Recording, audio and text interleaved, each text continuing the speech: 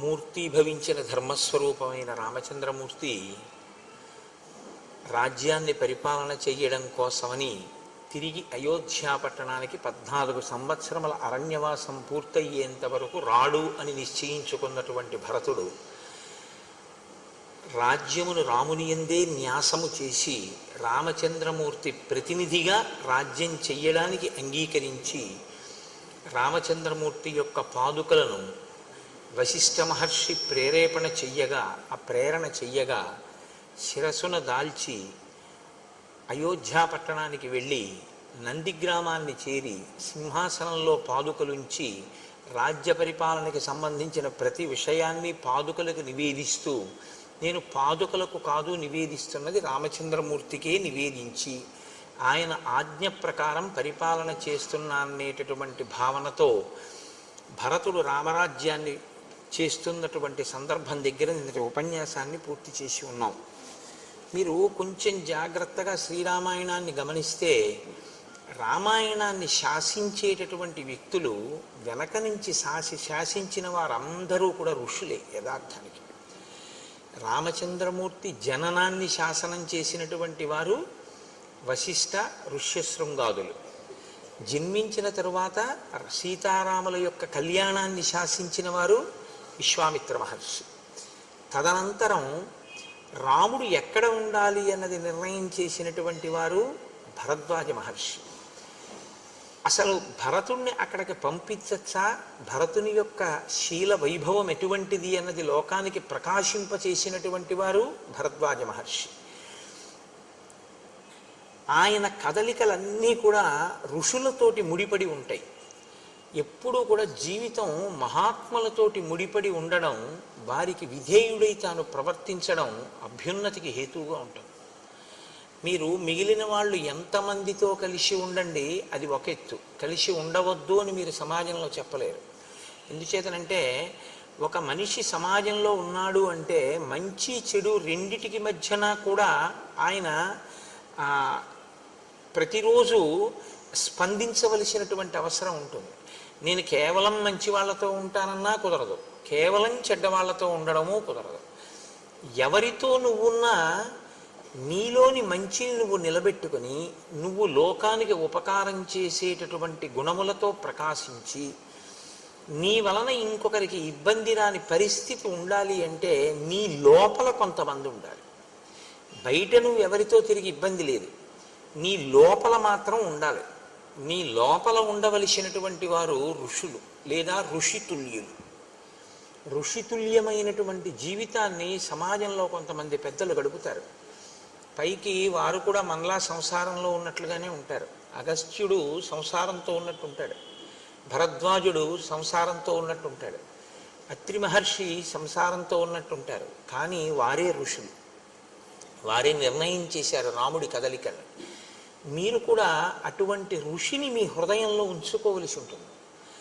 మీ యొక్క కదలికలు జీవితంలో ప్రస్థానమంతా కూడా ఆయన చేత నిర్ణయింపబడి ఉండాలి.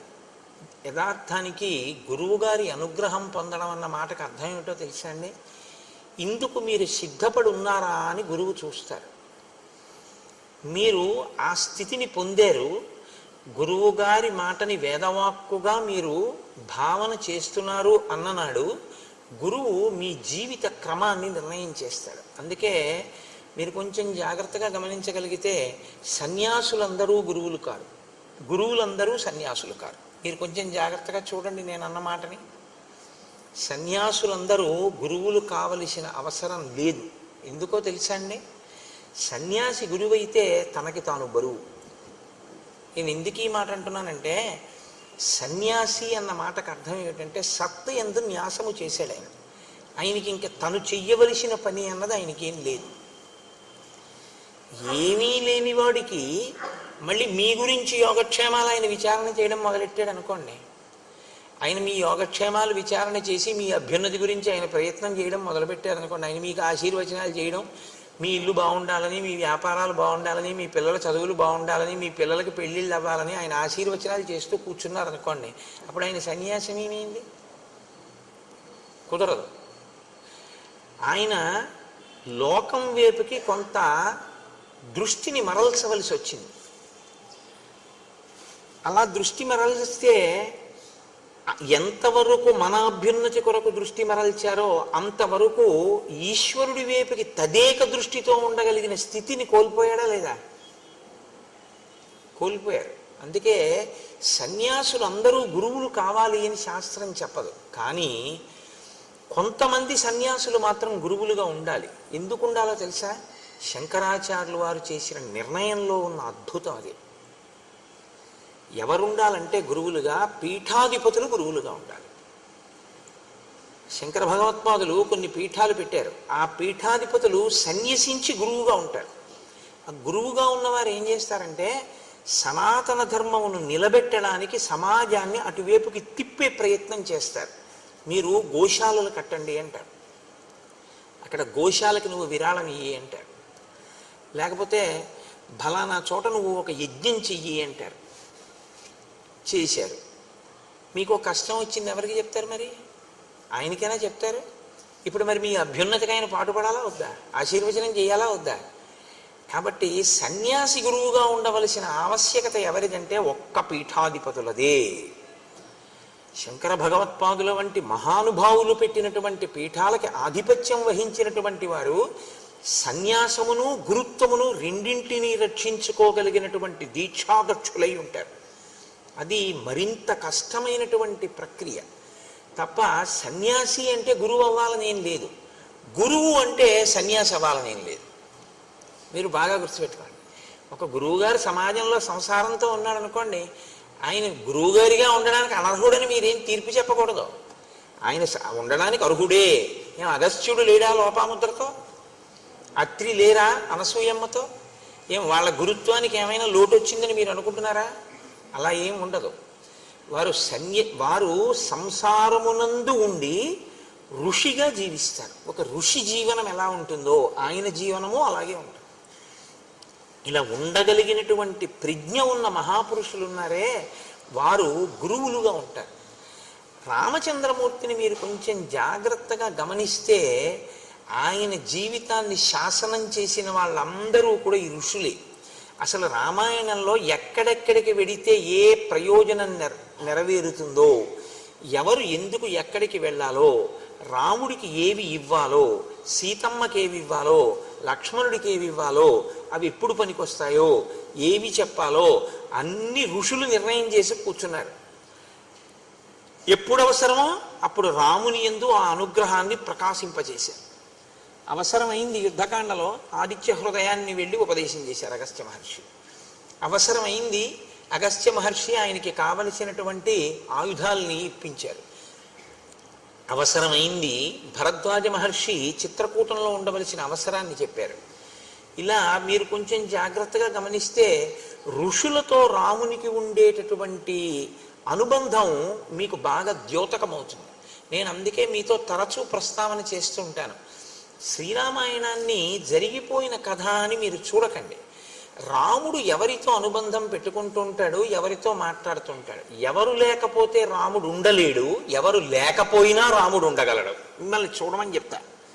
మీరు చాలా జాగ్రత్తగా పరిశీలించాలి రామాయణాన్ని. దశరథుడు వెంటపడ్డాడు, నువ్వు లేకపోతే నేను ఉండలేనని. ఉన్నాడా అయోధ్యలో? నువ్వు లేకపోతే నేను ఉండలేనని కౌసల్య వెంటపడింది. ఉన్నాడా అయోధ్యలో? మరి ఎవరు లేకపోతే రాముడు నేను ఇక్కడ ఉండలేనని వెళ్ళిపోయే ఘట్టం ఏమైనా ఉంటుందా రామాయణంలో? ఎక్కడైనా వీళ్ళు లేరండి అందుకని నేను ఇక్కడ ఉండలేకపోతున్నానండి, నేను ఇక్కడి నుంచి వెళ్ళిపోతానండి అని రాముడు వెళ్ళిపోయినది ఏదైనా ఉందా? అలా వెళ్ళిపోతే రాముడు ఎప్పుడు, లక్ష్మణుడు రాముడిని ఎలా సేవిస్తాడో రాముడు కూడా ఎవరిని చూడకుండా ఉండలేడో వాళ్ళ దగ్గర ఉంటాడని గుర్తు. రాముడు ఎవరిని సేవిస్తున్నాడని మీరు రామాయణంలో పట్టుకుంటారో మీరు కూడా మీ జీవితంలో అలా సేవిస్తూ ఉండాలి. సేవించడం అంటే ఒక మాట గుర్తుపెట్టుకోండి, ఎప్పుడూ శారీరకంగా దగ్గర ఉండడం కాదు, గురువుని మీ మనసులో పెట్టుకోవడం, గురువాక్యాన్ని మీ మనసులో పెట్టుకుని ఉండడం. ఎప్పుడు ఏది చేసినా మనం త్రికరణ శుద్ధిగా గురువైభవానికి మనం దోహదం చేస్తున్నామా, ఆయన మాటని అనుష్ఠాన పర్యంతంలోకి తీసుకొస్తున్నామా, ఇది మీకు మీరు పరిశీలన చేసుకోవలసినటువంటి విషయం. దానికి ఎవ్వరూ న్యాయమూర్తులు ఉండరు, ఉండే అవకాశం ఉండదు కూడా. ఒకవేళ అలా పరిశీలించి చూసి పట్టుకున్నా, పట్టుకోవాలనుకుంటే అది పెద్ద విశేషమేం కాదు, పట్టుకుంటారు పెద్దలు. పట్టుకున్నా వారు దాని మీద తీర్పు కూర్చోరు. ఎందుకు కూర్చోరో తెలుసా అండి? వాళ్ళ పుణ్యం పోతుంది. ఆయనకి ఎందుకు? నువ్వు అలా ఉన్నావా లేదా నీ వంతు. ఆయన బాధ్యత ఏమిటి? ఒక మాట చెప్పాడు వినలేదు, రెండో మాట చెప్తాడు. రెండో మాట చెప్పాడు వినలేదు, మూడో మాట చెప్తాడు. మూడో మాట చెప్పాడు వినలేదు, నాలుగో మాట చెప్తాడు. నాలుగో మాట చెప్పాడు వినలేదు, ఐదో మాట చెప్తాడు. ఇన్ని మాటలు చెప్తున్నాడని ఆయన దూరంగా పోయాడు అనుకోండి, ఆయన కర్మ. మీరు ఇది బాగా పట్టుకోవాలండి జీవితంలో. రామాయణ కథ 5 నిమిషాల్లో చెప్పేస్తాను, అది పెద్ద విశేషం కాదు. రామాయణాంతర్గతమై మన జీవిత అభ్యున్నతికి పనికొచ్చే విషయాన్ని పట్టుకోవడంలో మాత్రం ఏమరపాటు చెందకండి. మీరు ఈ భూమి మీద కాదు, ఎక్కడో సముద్ర మధ్యంలో ఉన్నా కూడా గురువుగారి మనసులో ఉన్నారనుకోండి, అది నిజమైన శిష్యుడని గుర్తు. ఆయన శిష్యుడు. ఎందుచేత అంటే గురువు గారిని మనసులో పెట్టుకుని ఉన్నాడు. ఆయనకి పక్కన ఉండక్కర్లేదు, గురువు గారు ఆయనలో ఉంటారంతే, ఎప్పుడూ ఉంటారు. ఆయన ఎప్పుడు అంతేవాసిత్వంతో ఉంటాడు. అది చాలా మహోన్నతమైన స్థితి. రాముడు ఆ స్థితిని పొందాడు. అలా పొందకుండా తిరగడం గురువుగారితో, జీవితం ఇంకొకలా ఉండకూడదు. అది దోషభూయిష్టం. దానివల్ల ఏమైనా ప్రయోజనం ఉంటుందని మీరు అనుకుంటారు, కానీ నేను మీకు ఒక సత్యం చెప్పవలసి వస్తే మీకు పాపమే సంక్రమిస్తుంటుంది. ఎందుకో తెలుసా అండి? రుణపడిపోతారు మీరు గురువుగారికి. ఆయన చెప్తున్నది ఒకటి, ఆయన ధార్మిక దృష్టి ఒకటి, మీ అనుష్ఠానంలో అది లేదు. అప్పుడు ఏమవుతుందంటే గురువాక్య ధిక్కార దోషం మీకు పడుతుంటుంది. మీరు జాగ్రత్తగా ఆలోచించండి, అవునా కాదా? కాబట్టి గురుభక్తి అన్న మాటకు అర్థం ఏంటంటే గురువు గారు మీకేం చెప్పారో దాన్ని మీరు అనుష్ఠిస్తున్నారా లేదా, దీనికి మీకు మీరు సాక్షిగా కూర్చోవలసి ఉంటుంది. శ్రీరామాయణం ఇది ఒక అద్భుతమైనటువంటి స్థితిలోకి తిప్పుతుంది. అయోధ్యకాండలో చిట్ట చివర తిప్పినటువంటి మలుపు అనన్య సామాన్యమైన మలుపు. ఇప్పటి వరకు తపోనిష్టాగరిష్ఠులైనటువంటి ఋషులను దర్శింపచేస్తారు మహర్షి. ఇవాళ శ్రీరామాయణ కావ్యంలోనే ఒక పెద్ద మెరుపు, అంత పెద్ద ఆకాశంలో ఒక తటిల్లత, అంటే ఒక మెరుపు మెరిస్తే ఆ మెరుపుతో కూడినటువంటి నల్లమబ్బు ఎంత అందంగా ఉంటుందో. నల్లమబ్బు అందంగా ఉంటుందా అని మీరు నన్ను అడిగారు అనుకోండి, నల్లమబ్బు అందంగా ఉంటుంది. దేనివల్ల అందంగా ఉంటుందో తెలుసా అండి? గుణము చేత అందంగా ఉంటుంది. నల్లమబ్బు నల్లమబ్బుగా అందం కాదు. నల్లమబ్బు యొక్క అందం ఏమిటంటే దాని చల్లతనం నీరు పట్టుకొచ్చి మీ మీద వర్షించేటటువంటి దాని లక్షణం, అది దాని అందం. ఇది ఆంతరమైన అందం మబ్బుది. ఆంతరమైన అందమున్న మబ్బు బాహ్యమునందు కూడా శోభిల్లుతుంది. ఎప్పుడు? ఒక సౌదామిని అంటే ఒక మెరుపు తీగ నల్లమబ్బులో ఇలా ఏర్పడింది అనుకోండి, తళుక్కున ఒక్కసారి కనపడింది అనుకోండి, ఇప్పుడు నల్లమబ్బు అందంగా ఉంటుంది. నల్లమబ్బులో ఈ కంటికి కనపడని అందాన్ని అందంగా కనపడేటట్టు చేసింది ఎవరో తెలుసా అండి? మెరుపు తీగ. అందుకే మంత్రపుష్పం చెప్తే ఓ మాట చెప్తారు చివర, నీలతో యదమధ్యస్థ విద్యుల్లేకే భువాస్వర అని. అదే కారణం. ఆ నల్ల మబ్బు మీద మెరిసినటువంటి మెరుపు తీగతో కూడిన మబ్బు ఎలా ఉంటుందో, భగవంతుని యొక్క గుణములను అనుభవించి అమ్మవారి అనుగ్రహంతో దాని యొక్క వైభవాన్ని నువ్వు గుర్తు పెట్టుకొని లోపల సాకారముగా నిలబెట్టుకోగలిగినటువంటి స్థితిని పొందకపోతే నీవు తరించడానికి మార్గం ఏమైనా ఉందని అనుకుంటున్నావా? నువ్వు ఇప్పటిదాకా వేసిన పూలు, నువ్వు ఇప్పటిదాకా చేసిన పూజ, ఇవి కాదు నిజానికి నువ్వు తరించడానికి మార్గం. నాణ్య పంధాయనాయ విద్యతే. తెలుసుకో బాగా, నాణ్య పంధ, ఇంకొక మార్గం లేదు, ఇదొక్కటే మార్గం. ఏదొక్కటే మార్గం? ఇక్కడే ఈశ్వరుడు ఉన్నాడు అని నువ్వు తెలుసుకోవడం ఒక్కటే నీకు మార్గం. ఇక్కడ ఉన్న ఈశ్వరుడి వైపుకి అడుగులు వెయ్యాలి అంటే బయటి అడుగులు ఆగిపోవాలి, లోపలికి అడుగులు ప్రారంభం కావాలి. బయట అడుగులు ఆపి అడుగులు లోపలికి వెళ్ళేటట్టు చేయగలిగిన ప్రజ్ఞ లోకంలో ఉన్నవాడు ఒక్కడే గురువు. అందుకే లలితా సహస్రంలో ఒక నామం ఉంది, అంతర్ముఖ సమారాధ్య బహిర్ముఖ సుదుర్లభ. బయట తిరిగితే దొరుకుతుందా? దొరకదు. అంతర్ముఖం అయితే దొరుకుతుంది. బహిర్ముఖం నీ అంత నువ్వు అయిపోగలవు, దానికి ప్రజ్ఞే ఉండదు. ఎవడైనా అయిపోతాడు బహిర్ముఖుడు, అది దానికి పెద్ద విశేషం ఏముందండి. అంతర్ముఖుడివికా ఇంద్రియాలు పనిచేస్తున్న చెయ్యని స్థితిలోకి తీసుకెళ్ళి చూస్తాను.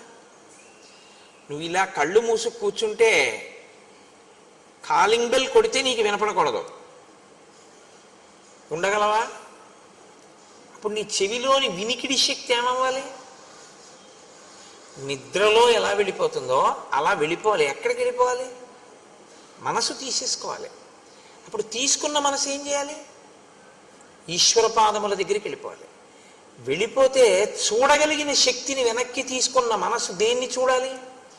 ఈ శక్తితో ఇంకోటి చూడాలి. ఏది చూడాలి? నీలతో యద మధ్యస్థ విద్యుల్లేకే భువాస్వర. మెరుపు తీకతో కూడిన నల్లమబ్బు తలుక్కునొక్కసారి మెరుస్తుంది. చాలాసేపు చూడాలని ఉంటుంది, కానీ మీకు చూడడం కుదరదు. అలా మెరుపు తీగ గంట సేపు ఏమి ఉండదు, ఒక్కసారి మెరుస్తుంది. గురువాక్య శ్రవణము చేత మీయందు కలిగినటువంటి నిరతిశయమైన భక్తి చేత మీ లోపల మెరిసినటువంటి ఈశ్వర స్వరూపాన్ని ధ్యానమునందు తదేకంగా పట్టుకోవడానికి మీకు గురువాక్యం ఉపకరిస్తుంది, అంతర్ముఖం అవడానికి పనికొస్తుంది. యథార్థానికి ఈ వెనక్కి అడుగులు ఎవరు వేశాడో వాడే తరిస్తున్నాడు. ముందుకి అడుగులు ఎవరు వేస్తున్నాడో అంటే బాహ్యంలో ఎంత పెరుగుతున్నా అది పెరుగుదల కాదు. మీరు జ్ఞాపకం పెట్టుకోండి. అది ఏమిటో తెలుసా అండి? యథార్థంగా చెప్పాలంటే, నేను పరమ సత్యాన్ని మాట్లాడాలి అంటే, మీ పుణ్యక్షయము దాని పేరు. మీ పుణ్యము క్షయమైపోతోందని గుర్తు. పుణ్యం చేస్తున్నారు, క్షయం అయిపోతుంది. బాహ్యంలో పెరుగుదల కనపడుతూ ఉంటుంది. అది ఉపకరిస్తుందా అని మీరు నన్ను అడిగారనుకోండి, ఈ శరీరంతో ఉన్నంత కాలం పనికొస్తుంది. వచ్చే జన్మలో కూడా ఓ శరీరం పుచ్చుకుంటే సుఖాన్ని ఇస్తుంది. కానీ అసలు ఈ సుఖము దుఃఖము కాదు, నేను ఈశ్వరుణ్ణే చేరాలన్నారు అనుకోండి, ఈ బయట అడుగులు కాదు, లోపలికి అడుగులు కావాలి. లోపలికి అడుగులు కావాలి అంటే ప్రయత్నపూర్వకంగా మీరు బయటి అడుగులు ఆపేయవలసి ఉంటుంది. అనవసరంగా ఎవ్వరితోటి సంఘాన్ని ఆప్ చేయాలి. ఆప్ చేసి అంతర్ముఖత్వం నేర్చుకోవాలి. బాగా ధ్యానం చేసి లోపలికి వెళ్ళి పట్టుకోవాలి. రామచంద్రమూర్తి యొక్క అనుగ్రహం అంతా అంతే. అది రామాయణ కాలంలో బాగా ప్రకాశిస్తుంది. శ్రీరామాయణ శ్రవణం చేసేటప్పుడు, శ్రీరామాయణ పఠనం చేసేటప్పుడు రామానుగ్రహంతో మీకు ఆ శక్తి పరిఢవిల్లుతుంది, తొందరగా ధ్యాననిష్ట కుదురుతుంది. అందుకని మీరు ఆ కోణంలో రామాయణాన్ని పరిశీలనం చెయ్యండి. ఆ మెరుపు తీగ ఎలా ఉంటుందో ఇవాళ శ్రీరామాయణంలో అటువంటి మెరుపు తీగ ఒకరు వస్తారు. ఆ మెరుపు తీగ ఎవరో, పురుషులు తపస్సు చేయడం, ఋషులు కావడం, భరద్వాజుని వంటి వారు దేవతల్ని కూడా పిలిచి పని చేయించుకోవడం మనం చూసాం. ఒక స్త్రీ ఎంత స్థితికి ఎదిగిందో, త్రిమూర్తుల్ని తన బిడ్డలుగా ఎలా చేయగలిగిందో ఇవాళ మీరు చూస్తారు. అటువంటి మహోత్కృష్టమైనటువంటి ఘట్టాన్ని అయోధ్యకాండ చివరికి తీసుకొచ్చి అక్కడ చెప్పని రహస్యంతో ఇక్కడ సీతారామ కళ్యాణాన్ని సీతమ్మ నోటితో చేయించి పూర్తి చేస్తారు మహర్షి ఇవాళ. అంటే నేను ఇవాళ ఎందుకు చెప్తున్నానంటే, మీరు కథనంతటినీ ఈ కోణంలో వినవలసి ఉంటుంది తప్పించి కేవలం జరిగిపోయిన కథ అని వినవద్దు. ఇప్పుడు భరతుడు వెళ్ళిపోయాడు, శత్రుఘ్నుడు వెళ్ళిపోయాడు, సైన్యం అంతా వెళ్ళిపోయింది, ఋషులు ఆ వచ్చిన వశిష్ఠాది ఋషులు వెళ్ళిపోయారు, తల్లులు వెళ్ళిపోయారు. రాముడు సీతాలక్ష్మణ సహితుడై ఉండిపోయాడు.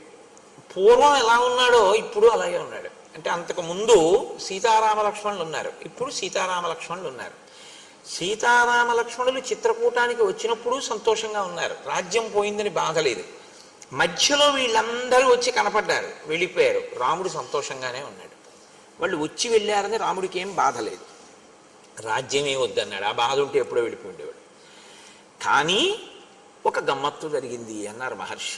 ఏం జరిగింది అంటే, ఆ చిత్రకూట పర్వతం మీద ఉండేటటువంటి ఋషులు రాముణ్ణి చూసినప్పుడల్లా నోటితో మాట్లాడుకోవడం మానేసి 15 మంది 20 మంది అలా గుంపులు గుంపుల కింద చేరి ఇలా కళ్ళతోటే చూపించేవారట. ఇలా చూపించి అని ఏదో మాట్లాడుకునేవారు. ఎంత గమ్మత్తుగా మాట్లాడతారంటే మహర్షి, వాళ్ళు నోటితో మాట్లాడుకోలేదు, కనుసైగలే చేశారు. మాట మాట్లాడితే ఒక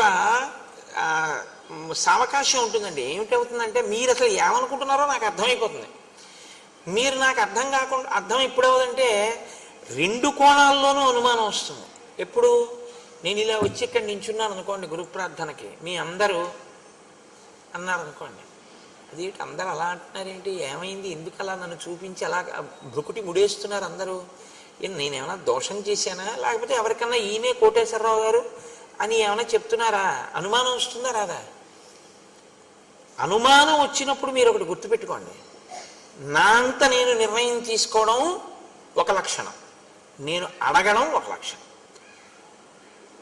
నేను 2-3 పర్యాయాలు చూసి వీళ్ళు నన్ను ఏదో వెటకారం ఆడుతున్నారు, నన్ను చిన్నతనం చేసి వీడే తగుదనమ్మా అని వచ్చి ఇక్కడ రామాయణం చెప్తున్నాడు, ఏదో పెద్ద తెలుసుని అనుకుంటున్నాడు అని నా వంకి ఇలా చూపిస్తున్నారు అని నేను అనుకున్నాను అనుకోండి, నాకు మీ పట్ల భిన్నాభిప్రాయం ఏర్పడుతుంది.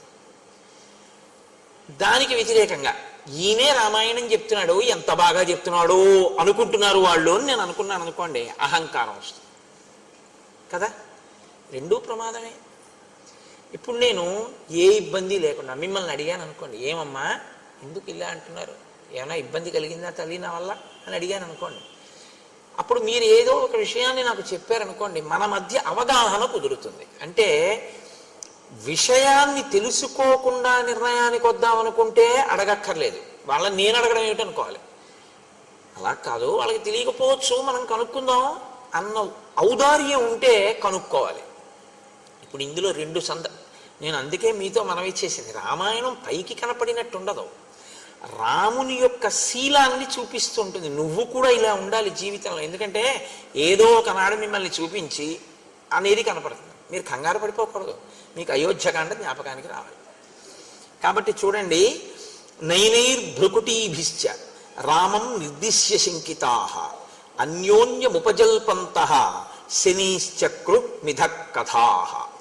అక్కడ ఉన్న మునులందరూ రాముణ్ణి కన్నులతోటి, భృకుటీభిశ్చ కనుబొమలతోటి, అంటే అని కనుబొమలు ఎత్తి చూపిస్తున్నారు అని కళ్ళతో చూపిస్తున్నారు.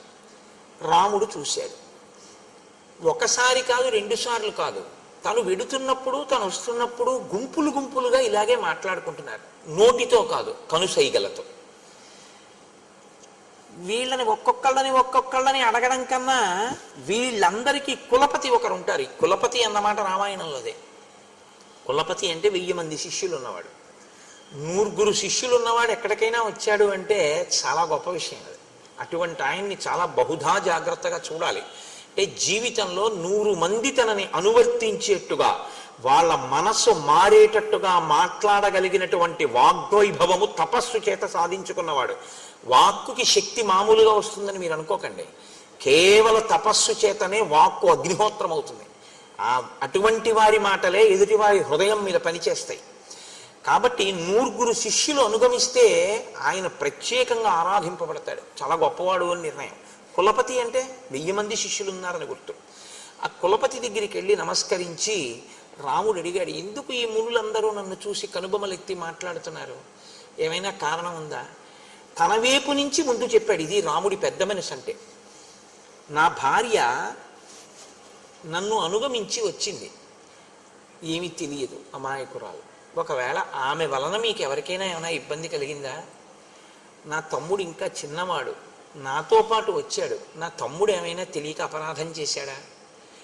ఒకవేళ అలా జరుగుంటే క్షమించండి, ఏమి జరిగిందో నన్ను చూసి మీరు ఎందుకు అలా అనుకుంటున్నారో నాకు ఒక్కసారి చెప్తారా అని అడిగాడు. ఇది ఎంత వినయం చూడండి.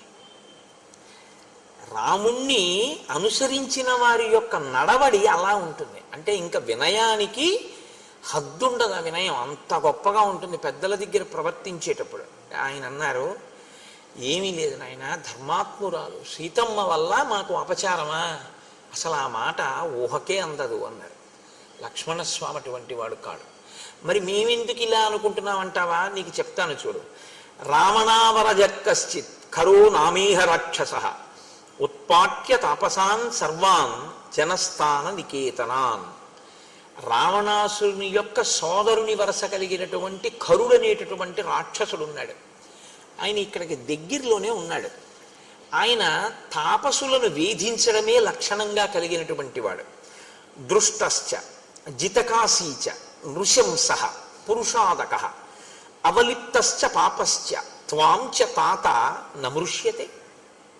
ఆయన దృష్టశ్చ, పొగరుబోతువాడు, చాలా విశేషమైన పొగరు. కాబట్టి యువతల వాళ్ళని లక్ష్య పెడదామని ఉండదు. పొగరు అనేటటువంటిది ఎలా ఉంటుందంటే దానికి ఒక ప్రయోజనం ఉండదు. మీరు గుర్తుపెట్టుకోండి, పొగరు అనేటటువంటిది ఏమిటో తెలుసా అండి?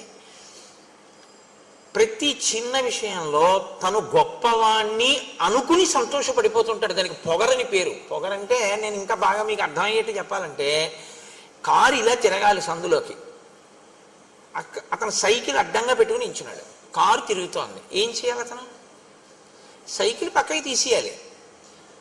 నేను తీయడం ఏంటి? నేను ఎందుకు తీయాలి? ఎందుకు తీయాలి ఏంటి? తీయాలి, కారు తిరుగుతోంది కాబట్టి నువ్వు తీయాలి. లేకపోతే రెండు గుద్దుకుంటాయి కాబట్టి. కారు పెద్దది, సైకిల్ చిన్నది. కారు తిరగాలంటే సైకిల్ తీయాలి. ఇలా నువ్వు అనుకుంటే తీసేయచ్చు. నే తీయడం ఏంటి? దానికి ఏమన్నా అర్థం ఉందా? ఆ కారు ఎవరో, ఆ కారులో ఉన్నవాడు ఎవరో నీకేం తెలియదు, నువ్వెవరో ఆయనకి తెలియదు. వెళ్ళవలసింది కారు, తీయవలసింది సైకిల్. కారును తీసేయడం కుదరదు, ఎందుకంటే అది పెద్దది, తిరుగుతోంది, తిరగాలి, దాని ధర్మం. నువ్వు నించున్నావు, పక్కకి పెడితే వెళ్ళడు.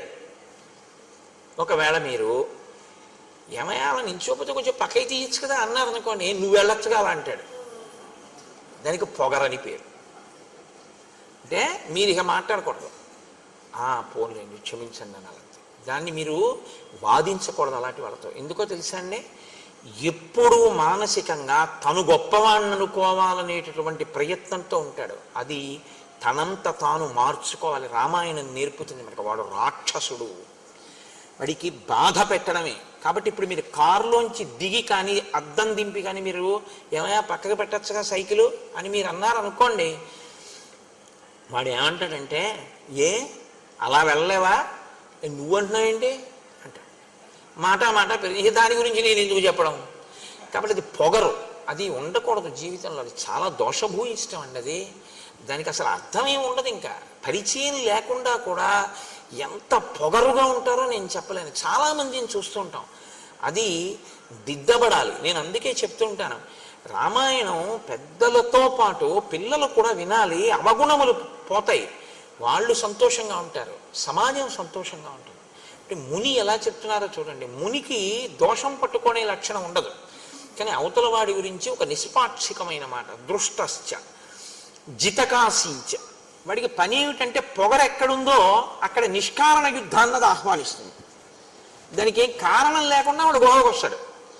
గొడవకొచ్చేది వాడు ఎందుకంటే ఎప్పుడు వాడు గెలవాలని. కాబట్టి మీరు ఏ మాట అంటే చిన్నబుచ్చుకుని మనకెందుకు వీడితో వెళ్ళిపోతారో అలా వాడు మెట్లు ఎక్కేస్తాడు. మీరు అలా ఎక్కలేరు కాబట్టి చిన్నబుచ్చుకుని వెళ్ళిపోతారు. అదే వాడి గెలుపు. ఎన్ని మాటలు గెలిచాడో అన్ని మాటలు ఉండకూడని రీతిలో ప్రవర్తిస్తూ ఉంటాడు. జితకాశీచ నృశంస. క్రూరుడు. క్రూరుడంటే అవతల వారి బాధ తనకి సంతోష హేతువుగా బతికేటటువంటి వాడు. పురుషాదక. మనుష్యుల్ని తింటూ ఉంటాడు, వాడికి అదొక లక్షణం. అవలిప్తశ్చ. విపరీతమైనటువంటి గర్వం. ఇవన్నీ మనసులో పెట్టుకుని నా అంతవాణ్ణి నేను అనుకుంటూ ఉంటాడు ఎప్పుడు. పాపశ్చ. పాపశ్చ అంటే వాడు ఈశ్వరుడి వైపుకి అడుగులు వెయ్యకుండా వీడు చేసిన ఈ పనులే వాడికి ప్రతిబంధకంగా వస్తాయి. ఇది ఎక్కువైతే ఏమవుతుందో తెలుసా అండి? రామాయణంలో మీరు అది పట్టుకోవాలి. పాపం పెరుగుతూ ఉంటే మీరు భగవంతుడి వైపుకి వెళ్ళి మనసు మార్చుకున్నారా, పాపం తరిగి ఈశ్వరుడి వైపుకి వెడతారు. మీరు ఈశ్వరుడి వైపు అడుగులు వేయకుండా పాపాన్ని పెంచుకున్నారా, ఈశ్వరుడి చేతిలో నిహతులవుతారు. అప్పుడు ఏం చేయాలంటే ఈశ్వరుడికి ఇంకొక మార్గం ఉండదు, కాబట్టి పడగొట్టేస్తాడు.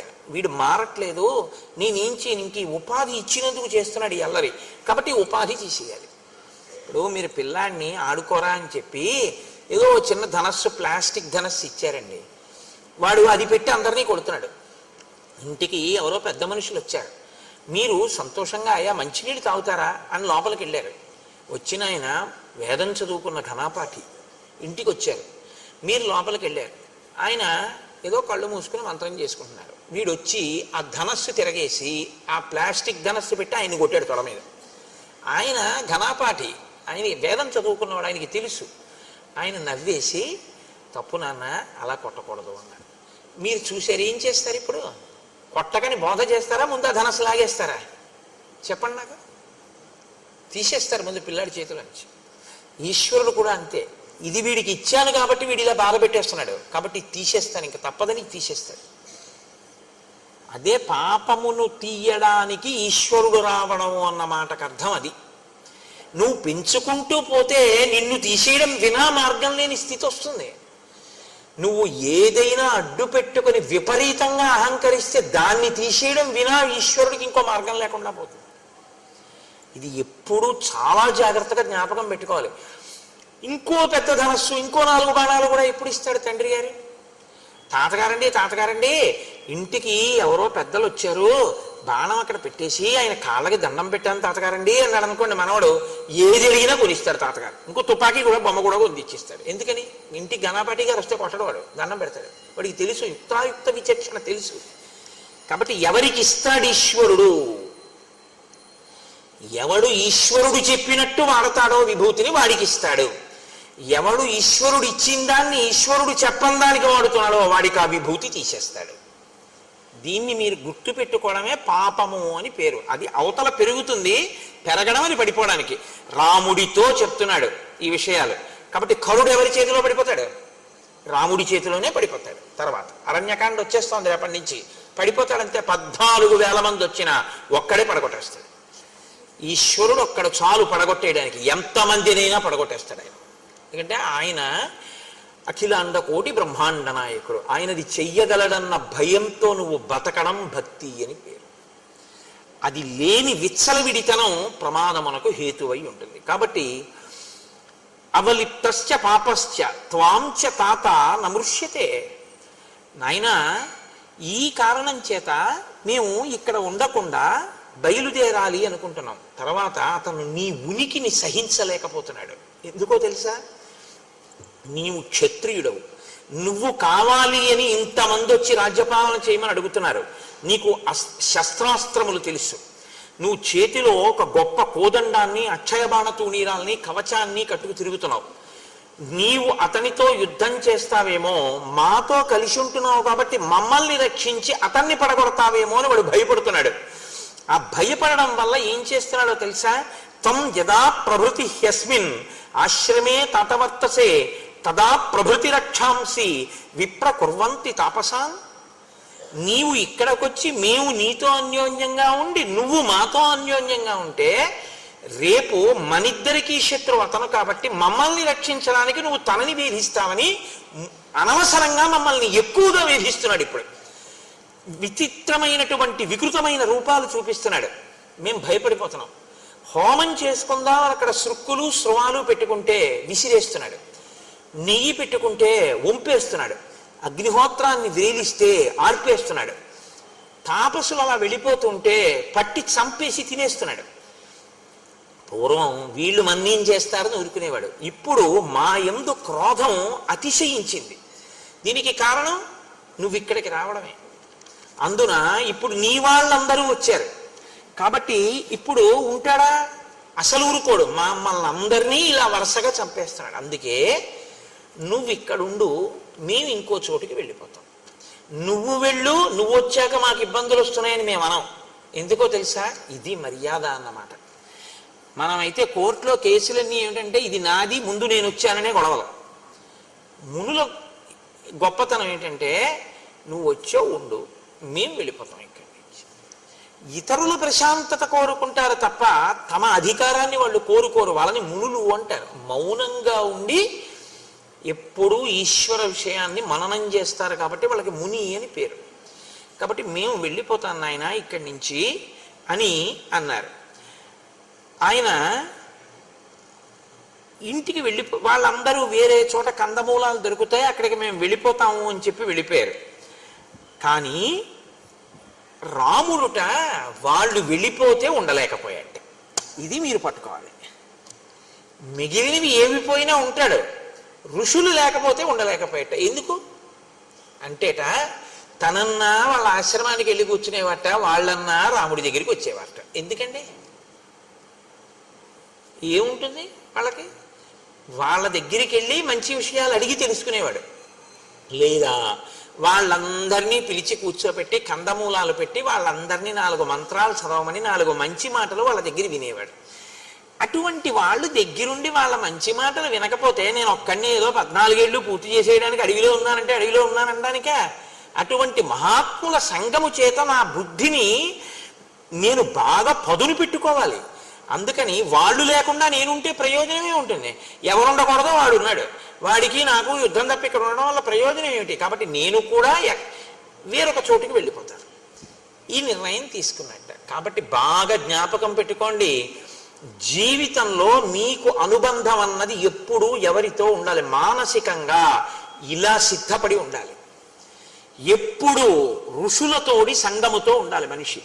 ఋషులతోటి సంగం అంటే ఎవడు వేదాన్ని నమ్మాడో, శాస్త్రాన్ని నమ్మాడో, ఎవడు నిజంగా ఈశ్వరుణ్ణి చేరుకునేటటువంటి ప్రయత్నంలో జీవనాన్ని చేస్తున్నాడో అటువంటి వాడితోటి సంగము నీ జీవితాన్ని కూడా ఉద్ధరిస్తుంది. తప్ప ఆయన్ని వదిలేసి మిగిలినవన్నీ మీరు పక్కనెట్టుకున్నా ఉపయోగం ఉండదు. మిగిలినవన్నీ వదిలేసి ఆయన్ని పట్టుకుంటే మీరు వద్దన్నా కూడా మీకు మళ్ళీ వచ్చేస్తాయి. ఎందుకంటే మార్గం అది గొప్పది కాబట్టి అది తీసుకొస్తుంది. ఇవన్నీ పట్టుకుంటే అది దూరం చేసుకుంటే ఉంటాయని నమ్మకం ఏం లేదు. నువ్వు పట్టుకున్నా ఉంటాయని నమ్మకం లేదు. దశరథుడు పట్టాభిషేకం చేస్తానంటే అయింది అంటే అవదు. కాబట్టి రామాయణం చిట్ట చివరిలో తీర్పు చెప్తోంది రాముడి కదలికలో. మీతో అన్నాను కదా, ఆయనం అంటే కదలిక, రామాయణం అంటే రాముడి కదలిక. రాముడి కదలికలు ఎలా ఉంటాయో మీరు పరిశీలనం చేయడం రామాయణం చదువుకోవడం తప్ప. రామాయణం చదువుకోవడం అంటే ఇటుపక్క శ్లోకాలు ఇటుపక్క తాత్పర్యాలు చదివేసుకోవడం కాదు. ధ్యాననిష్టతో రామాయణాన్ని పరిశీలనం చేయడం, బాగా గమనించడం, ఏ శ్లోకంలో ఏ మాట ఎలా ఉంది, ఆ మాట మన జీవితంలో మనం ఎలా అన్వయం చేసుకుని దిద్దుకోవలసి ఉంటుంది అన్నది మీరు పట్టుకుంటే రామాయణం మిమ్మల్ని చెక్కుతుంది. పట్టుకోకుండా రామాయణాన్ని రామాయణంగా ఓసారి ఇటు శ్లోకాలు ఇటు ఇది చదవడం అనేటటువంటిది ఎలా ఉంటుందో తెలుసా అండి?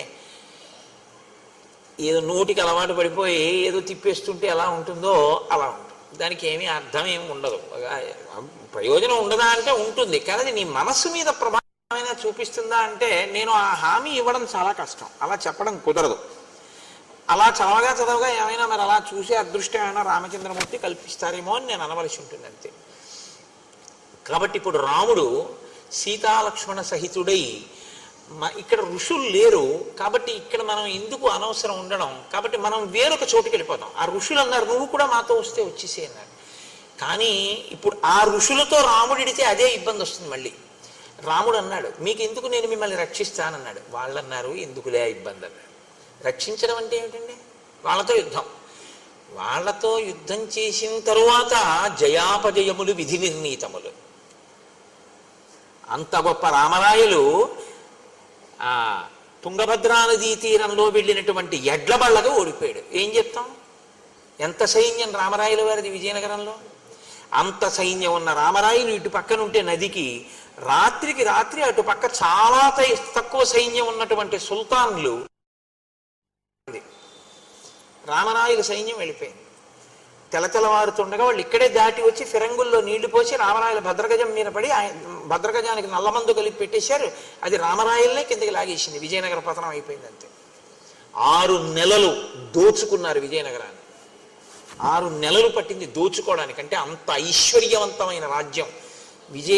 ఇప్పటికీ హంపి విజయనగరానికి వెళ్ళి బద్దలైపోయినటువంటి విగ్రహాల వంక చూస్తే ఒక్కొక్క విగ్రహం చెక్కడానికి గణపతి దేవాలయం ఉంటుంది, నరసింహమూర్తి దేవాలయం, కనుల నీరు చెమరుస్తుంది. ఎంత గొప్ప నిర్మాణం రాయి ఇవన్నీ అని. అంతంత అద్భుతమైనటువంటి నిర్మాణాలు. ఎవరికి తెలుసు యుద్ధంలో జయాపజయములు ఎటుంటాయో? జయాపజయములు విధి నిర్ణీతములు. కాబట్టి మనం ఇప్పుడు సరే అయితే నువ్వు యుద్ధం చేయవాళ్ళు చచ్చిపోతారు, మనం కలిసి ఉందామని మనకెందుకు? మనం సర్వభూత హితేరత, అన్ని భూతముల యొక్క ప్రేమ కోరుకున్నావు. నువ్వు మాతో వస్తావా? మా ప్రారంధం ఎలా ఉంటే అలా జరుగుతుంది. నువ్వు రావా? మేము బయలుదేరిపోతాం. నువ్వు ఇక్కడ ఉండడమా ఉండకపోవడమా నీ ఇష్టం.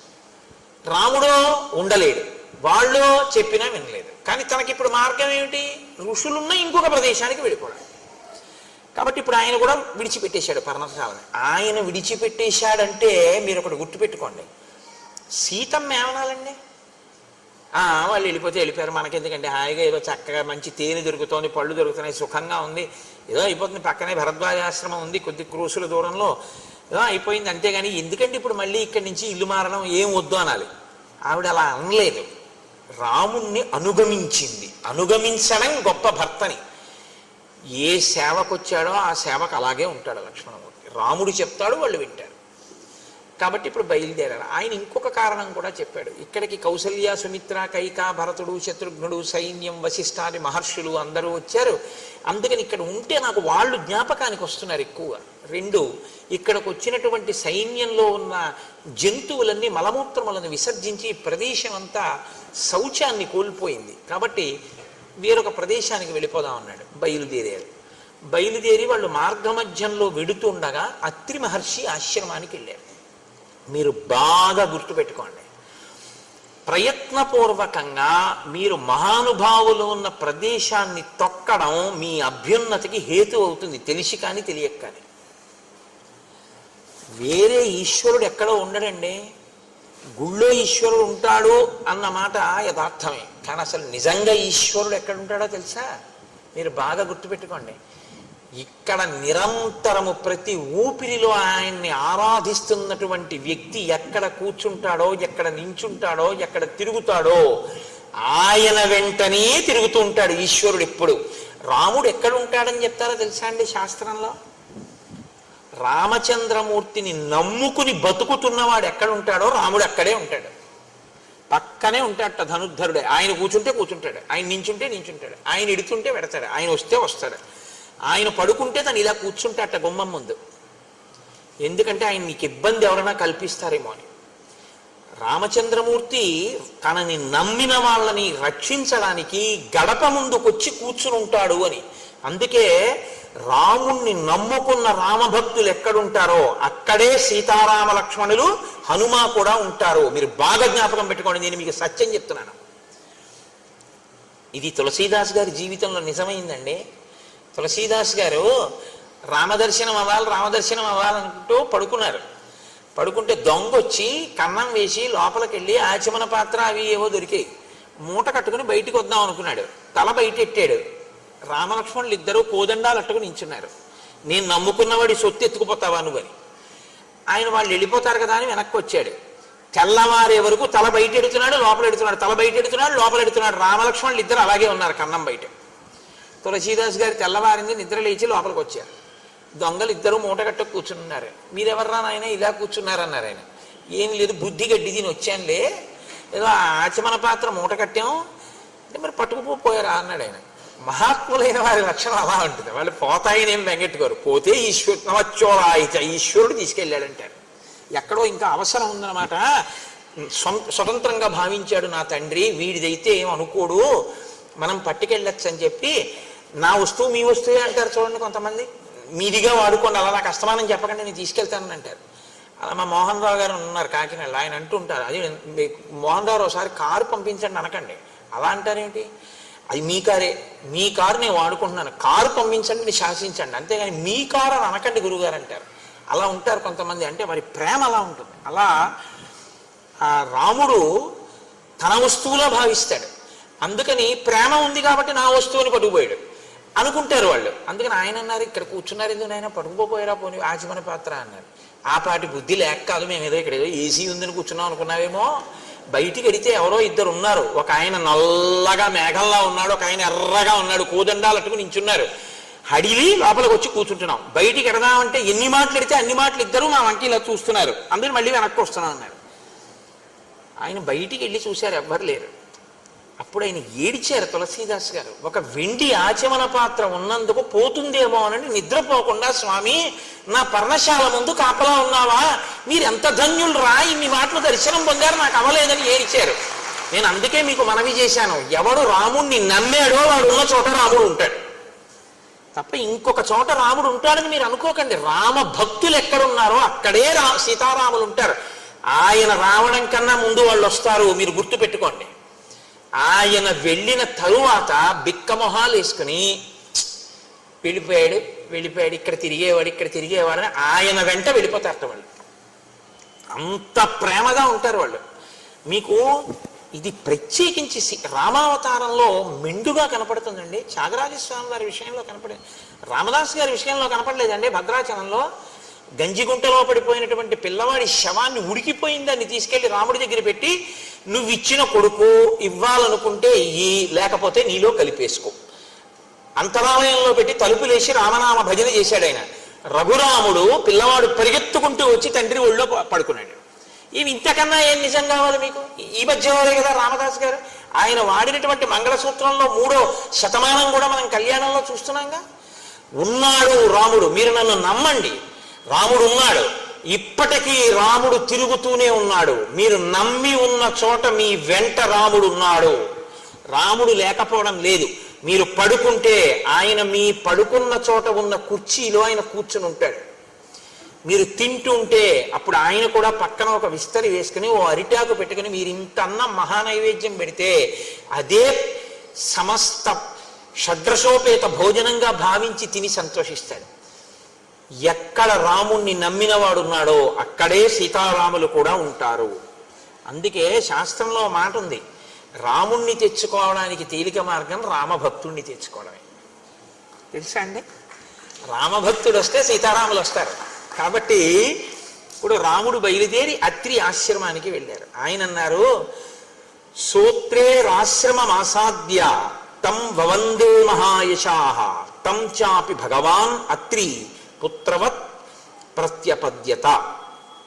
భగవాన్ అత్రి, ఆయన బ్రహ్మమానస పుత్రుడు. అత్రి మహర్షి అంటే సామాన్యమైనటువంటి వారు కాదు, మహానుభావుడు అత్రి.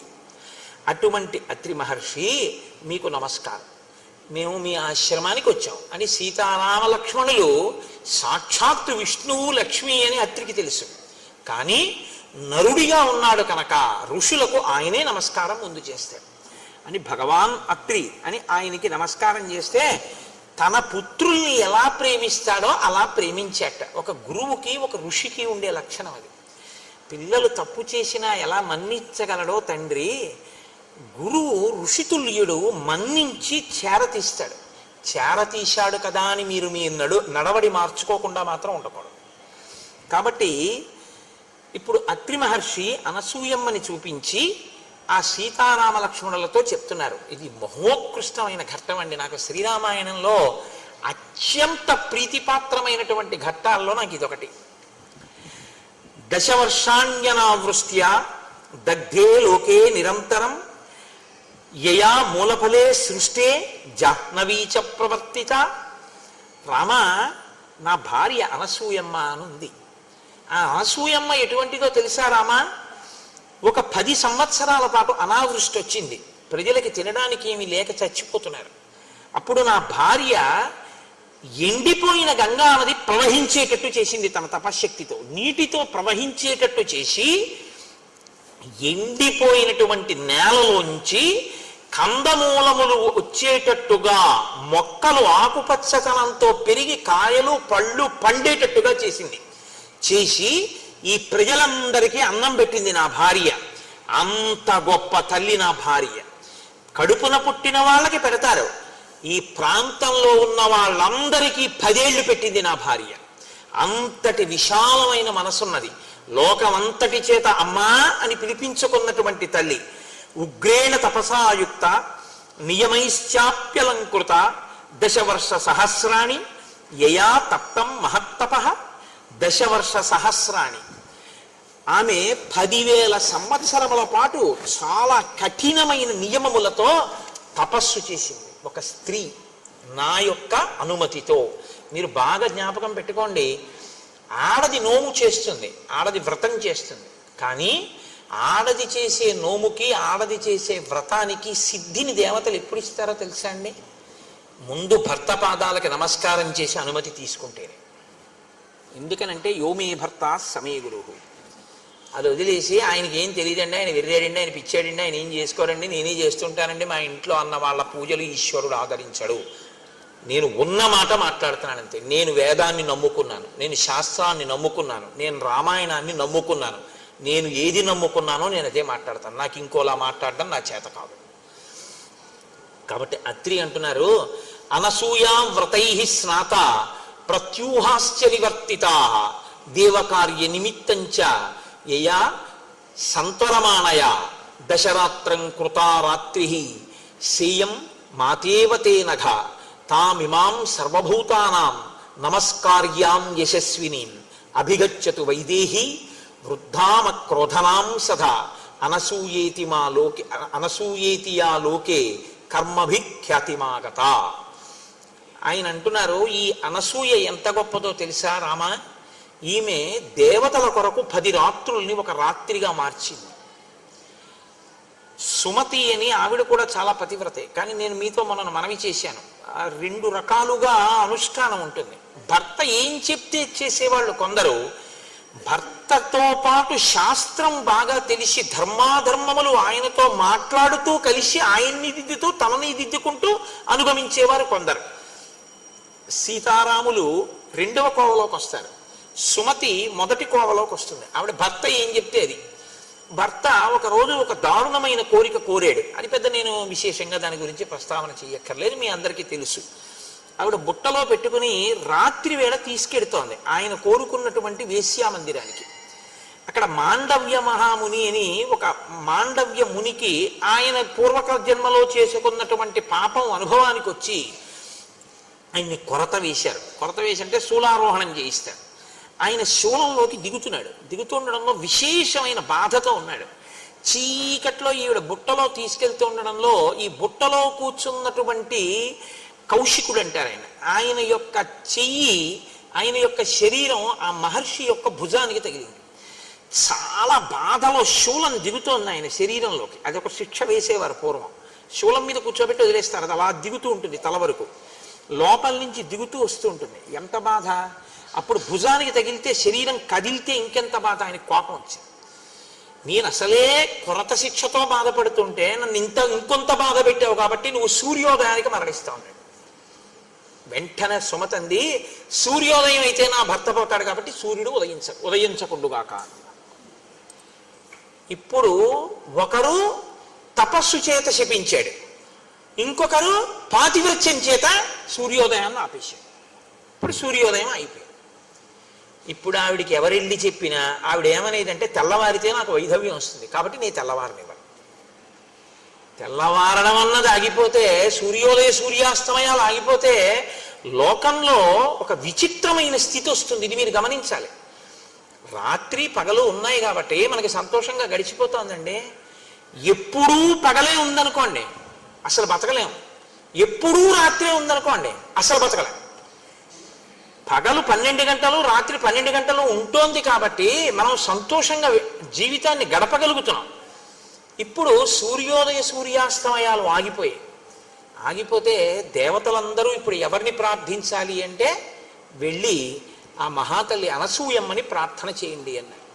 ఆ తల్లి అనసూయ, నీకేం పర్వాలేదు, సూర్యోదయం అవని నీ భర్త మరణిస్తాడు, నా తపశ్శక్తి చేత నేను మళ్ళీ బ్రతికిస్తానని సూర్యోదయం అయ్యేటట్టు చేసి ఆవిడ మళ్ళీ ఆమె భర్తని బ్రతికించి ఆవిడ 5వ తనాన్ని నిలబెట్టింది. అంత గొప్పది అటువంటి తల్లి ఈమె. తామిమాం సర్వభూతానాం నమస్కార్యాం యశస్వినీం. ఈమె సర్వభూతముల చేత కూడా నమస్కరింపబడడానికి యోగ్యురాలు. అందుకే ఎక్కడెక్కడ అనసూయాస్వరూపంగా సువాసిని పూజ చేస్తారో అక్కడక్కడ అది చూసిన వాళ్ళకి 5వ తనం నిలబడుతుంది. అది చూసిన వాళ్ళకి దేవతల యొక్క అనుగ్రహం కలుగుతుంది. మీకు సృష్టిలో అనసూయలా ప్రవర్తించినటువంటి వాళ్ళు, ఆ పాతివ్రత్యం అంత గొప్పది. ఎప్పుడూ మీరు గుర్తుపెట్టుకోండి, శాస్త్రం ఎలా మాట్లాడుతుందంటే పురుషుడిది తపస్సు గొప్ప, ఆడదానిది పాతివ్రత్యం గొప్ప. ఆడది పురుషుణ్ణి అనుగమించగలిగితే చాలు. అలా అనుగమించగలిగితే ఆమెకు అంత తపశ్శక్తి వస్తుందంతే. ఆవిడ అటువంటి స్థితిని చేరుకుంటుంది. ఆర్షధర్మం అంతే మాట్లాడుతుంది. కాబట్టి ఇప్పుడు అనుగమించింది నన్ను, అలా అంత స్థితిని పొందింది. ఇటువంటి తల్లి సర్వభూతముల చేత నమస్కరింపబడడానికి యోగ్యురాలైంది. మనుష్యులు కాదు, సమస్త భూతములు అనసూయకి నమస్కారం చేస్తాయి ఈ ఆశ్రమంలో. అటువంటి తల్లి వృద్ధాం అక్రోధనాం సదా, చాలా వృద్ధురాలైపోయింది. అక్రోధనాం, ఆమెకి క్రోధం ఉండదు, ఆమెకి కోపం ఉండదు. కోపం ఎందుకు ఉండదండి? కోపం ఉండకపోవడం ఏంటి? కోపం ఉండకపోవడం అంటే కోపం ఎక్కడి నుంచో రాదు కదండి. కాకినాడ నుంచి నేను వచ్చినట్టు కోపం ఎక్కడి నుంచైనా వస్తుందేంటి? కోపం ఎక్కడి నుంచి రాదు. కామక్రోధశ్చ లోభశ్చ దేహే తిష్టంతి తస్కరాహ జ్ఞానరత్నాపహారాయ తస్మాత్ జాగ్రత్త జాగ్రత్త అంటారు శంకరాచార్యుల వారు. కోపం అన్నది ఇక్కడి నుంచే వస్తుంది. ఇక్కడి నుంచి పైకి లేవడానికి అవకాశం కోసం ఎదురు చూస్తుంటుంది. అవకాశం చిక్కిందనుకోండి పైకి వస్తుంది అంతే. ఒక్కసారి వచ్చేటప్పటికి మీ రూపం మారిపోతుంది. మీ స్థితిని మీరు అప్పటి వరకు ఎలా ఉంటారో దాన్ని చంపేసి మీలోంచి ఒక కొత్త వ్యక్తిని పుట్టించగలదు క్రోధం. ఇది పుట్టదు అంటే రెండు కారణములకు పుట్టదు. ఒకటి ఏమిటో తెలుసా అండి, మీకన్నా అధికుల్ని చూసి మీరు నమస్కరించినటువంటి లక్షణానికి. క్రోధం ఎందుకు ఇంకా? ఆయన మనకన్నా అధికుడు కాబట్టి ఆయన చెప్పిన మాట మనం విందాం. కోపం ఎందుకు ఇంకా? మనకన్నా తక్కువ వాడు ఆయన వృద్ధిలోకి రావాలని కోరుకున్నాం కాబట్టి తెలియదు కదా పాపం, దోషం చేస్తుంటాడు. ఇంకా క్రోధం ఏమిటండి? ఇది ఆవిడ మాతృహృదయం కాబట్టి ఆవిడికి అసలు క్రోధం అన్నది రాదయ్యా. ఎప్పుడు ఆవిడ వృద్ధురాలైపోయింది. ఎంత తపస్సు చేసిన పండు ఆవిడ, అంతటి గొప్ప తల్లి. అనసూయాతియాలోకే కర్మభిఖ్యాతిమాగత. ఆమెకి ఎన్నడూ కోపము ఎరుగని తల్లి కాబట్టి, ఎప్పుడూ శాంతమూర్తి కాబట్టి, పెద్ద ముత్తైదువ కాబట్టి ఆమెకి అనసూయ అని పేరు వచ్చింది. ఆమె కర్దమ ప్రజాపతి దేవహూతిల యొక్క కుమార్తె. ఆమెని ఒకానొకప్పుడు త్రిమూర్తులు వెళ్ళిపోతున్నారు అత్రి మహర్షి ఆశ్రమం నుంచి తమ దివ్య విమానాల్లో. వెళ్ళిపోతుంటే విమానాలు ఆగిపోయాయి. ఆగిపోతే వాళ్ళు ఎందుకు వెళ్ళటం లేదు విమానం అని అడిగారు. కింద అత్రి మహర్షి ఆశ్రమం ఉంది, అనసూయం ఉంది. వారు ఉన్న చోట పైన మీరైనా సరే, మీరు త్రిమూర్తులైనా సరే మీ విమానాలు ఎగరవన్నారు. అంటే త్రిమూర్తులకి ఆవిడ యొక్క కీర్తిని మరింత ప్రకాశింప చెయ్యాలనిపించింది. మీరు ఎప్పుడు గుర్తుపెట్టుకోండి. అంతేగాని అద్దం బద్దం లేకుండా ఉత్తినే ఆవిడని పరిశీలన చేయడం కోసం రావడం అలాంటి పిచ్చ పనులు చేయరు త్రిమూర్తులు. మీరు జాగ్రత్తగా గమనించాలి శాస్త్రాన్ని. ఇంత గొప్ప తల్లి అంటే ఈవిడ ఖ్యాతి లోకానికి తెలియాలి. ఆవిడ ఖ్యాతి ఆవిడ లోకానికి చెప్పుకునే ప్రయత్నం చేయదు. ఆవిడకి అలాంటి పనులే ఉండవు. ఆవిడ తపస్సు ఆవిడంతే. కానీ ఆవిడ గొప్పతనం లోకానికి తెలియాలి. లోకానికి చెప్పడం ఎందుకు? ఆవిడికి కీర్తి తెస్తే వీళ్ళకి ఏమిటి వస్తుంది? ఆదర్శంగా తీసుకుని మిగిలిన వాళ్ళు బతుకుతారు. అందుకు చెప్పాలి దేవతలు. కాబట్టి ఇప్పుడు త్రిమూర్తులు బ్రాహ్మణ రూపాల్లో భోజనానికి వెళ్ళారు. అత్రికి ధర్మం ఉంది, అతిథి దేవోభవ.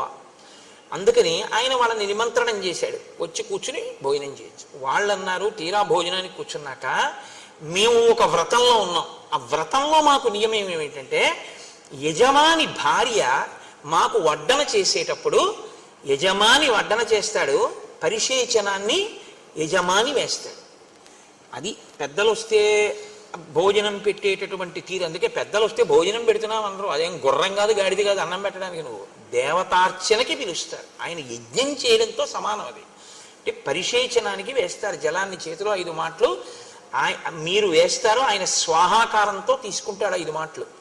కాబట్టి ఇది శాస్త్ర మర్యాద కనుక ముగ్గురిని పిలిచి భార్యని వడ్డించమన్నాడు. భార్య వడ్డించకుండా ఇంట్లో పనిపిల్ల వడ్డించకూడదు. అది నీ పొగరుకి లక్షణం. నీ భార్య ఉన్నది అందుకు, పెద్దలు వస్తే వడ్డించడానికి. అంతేకాని తను ఎక్కడో కూర్చుని ఇంట్లో పనిపిల్ల వడ్డించడం మర్యాదకి భంగపాటది. ఎక్కడ ఎందుకున్నారో, ఎవరు ఏ ఆశ్రమంలో ఎందుకున్నారో అది తెలుసుకుని ప్రవర్తించాలి. అందుకే స్నాతకం చేసి గురువుగారు చెప్తాడు, ఎందుకున్నావో తెలుసా ఇప్పుడు గృహస్థాశ్రమంలో పెడుతున్నది, నేర్చుకో, అతిథి దేవో భవ అని చెప్తాడు. కనుక ఇప్పుడు అనసూయమ్మ వడ్డించాలి. వాళ్ళు అన్నారు, మా వ్రతం ఏమిటంటే ఇవాళ మేము భోజనం చేసేటప్పుడు ఆ యజమాని భార్య మాకు నగ్నయ్యి వడ్డించాలి. అంటే ఒంటి మీద వస్త్రం లేకుండా వడ్డించాలి. ఇప్పుడు ఇది ఆమెకి చెందిన విషయం. ఆవిడ అలా వడ్డిస్తుందా వడ్డించదా? అత్రి ఏమనలేదు. అదేం మీ అసాధ్యం కూడా, అదేమి వ్రతం రా మీకు అని ఆయన అనలేదు. ఇది ఎక్కడుంది ఈ వ్రతం అనలేదు. ఆయన వెళ్ళి భార్యని అడిగాడు. వాళ్ళకి అది నియమం అంటారు. ఎందుకంటే అతిథి కూర్చున్న తర్వాత నువ్వు ఏ కారణం చెప్పి లేపేయకూడదు. ఇది మర్యాద అండి మనకి శాస్త్రంలో. అంత ఉదారంగా మాట్లాడాయి మన శాస్త్రాలు. అమృతాన్ని ఇచ్చేసాడంతే, తెలిసి కూడా రాక్షసులని. పంక్తిలో కూర్చుంటే లేపకూడదు. కాబట్టి ఏమి నేర్చుకుంటున్నాం మనం? మనకి నేర్పే పురాణాలు.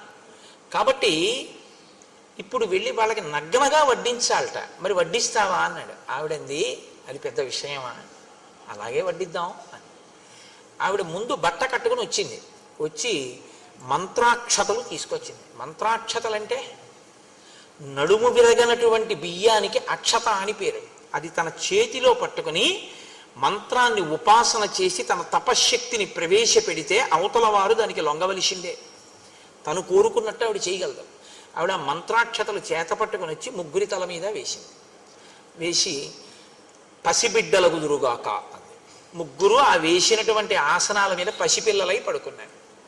అమ్మ తన కొడుకు పసిపిల్లవాడు అక్కడే ఆడుకుంటుంటే అమ్మవాడిని ముద్దులు ఆడుతూ స్నానం చేసి వచ్చి ఒళ్ళు తుడుచుకుంటుంది, బట్ట కట్టుకుంటుంది. వాటిలో మనోవికారం ఉంటుందా? పసితనానికి ఉన్న గొప్పతనం అది. పసిపిల్లలు ముగ్గురు అలా కూర్చున్నారు, పడుకుని ఆడుకుంటున్నారు. ఆవిడ వడ్డించేసింది, వెళ్ళి బట్ట కట్టుకుంది, వచ్చింది, ముగ్గురి మీద మంత్రాక్షతలు వేసింది, తినండి. ముగ్గురు త్రిమూర్తులు ఏ రూపాల్లో వచ్చారో ఆ రూపాల్లో తిన్నారు. తినేసిన తర్వాత ఆవిడంది, పిల్లల విషయంలోగా తల్లి ఎలా ప్రవర్తిస్తుంది, అన్యుల విషయంలో కాంత అలా ప్రవర్తించదుగా, నగ్నగా వచ్చి ఎవరి ముందు నిలబడదు. నేను దాని గురించి పెద్ద వ్యాఖ్యానాలు ఏం చెయ్యక్కర్లేదు. పసిపిల్లలైతే అమ్మ హృదయం వేరు, ఆ పసిపిల్లాడి మనస్సు వేరు. పసిపిల్లాడు అక్కడ ఆడుకుంటుంటే అమ్మ స్నానాల గది తలుపు తెరిచి వాడు ఏ ప్రమాదం తెచ్చుకుంటాడో అని స్నానం చేసేస్తుంది. అమ్మ అలా ఉండబట్టి కదండి బతికి బట్టగట్టాం. అమ్మ ఆ ప్రేమ చూపించకపోతే మన బతుకులు ఎక్కడ ఉన్నాయి? కాబట్టి అమ్మతనం బిడ్డతనాన్ని చూస్తుంది. కాబట్టి ఇప్పుడు మీరు తిన్న తర్వాత కూడా నాకు అలాగే కనపడిందండి ఆవిడ. ఇప్పుడు వాళ్ళెవరు కనపడకుండా ఉండడానికి ఇంకా వాళ్ళ ప్రమేయం లేదు. ఆవిడ తపశ్శక్తి అంత గొప్పది. అన్నం తినేయడం అయిపోయిన తర్వాత ఆవిడ మళ్ళీ అక్షతలు తీసి వేసేసింది. ముగ్గురు పసిపిల్లలు అయిపోయారు.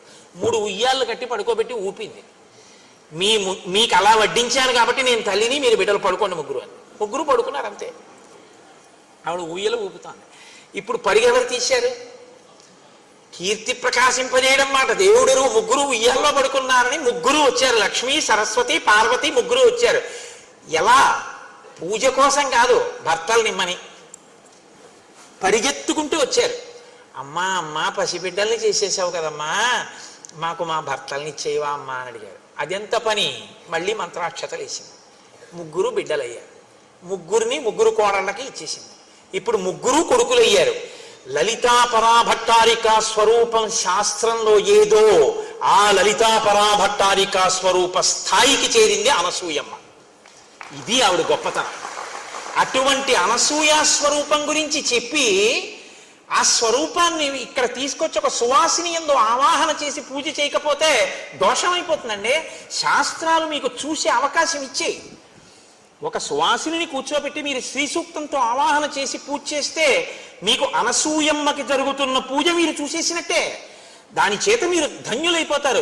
చూపుల శ్రీపతి రూపము నాపోవక త్రావి త్రావి హర్షోద్ధతయై వాపుచ్చి మందమధురాలాపంబుల పొగడనతిథి లక్ష్మీనాథున్ అంటారు పోతన గారు. చూపులతో తాగి తాగి ఆనందం అనుభవించాలి ఒక్కొక్కసారి. అందుకు కదా ఇప్పుడు ఈ ఘట్టం తర్వాత సువాసిని పూజ జరుగుతోంది అనసూయ స్వరూపంగాను. ఇదే ఆవిడ గొప్పతనం. కాబట్టి రామ, నువ్వు ఇప్పుడు ఆ అనసూయ దగ్గరికి నువ్వు సీతమ్మని పంపించు.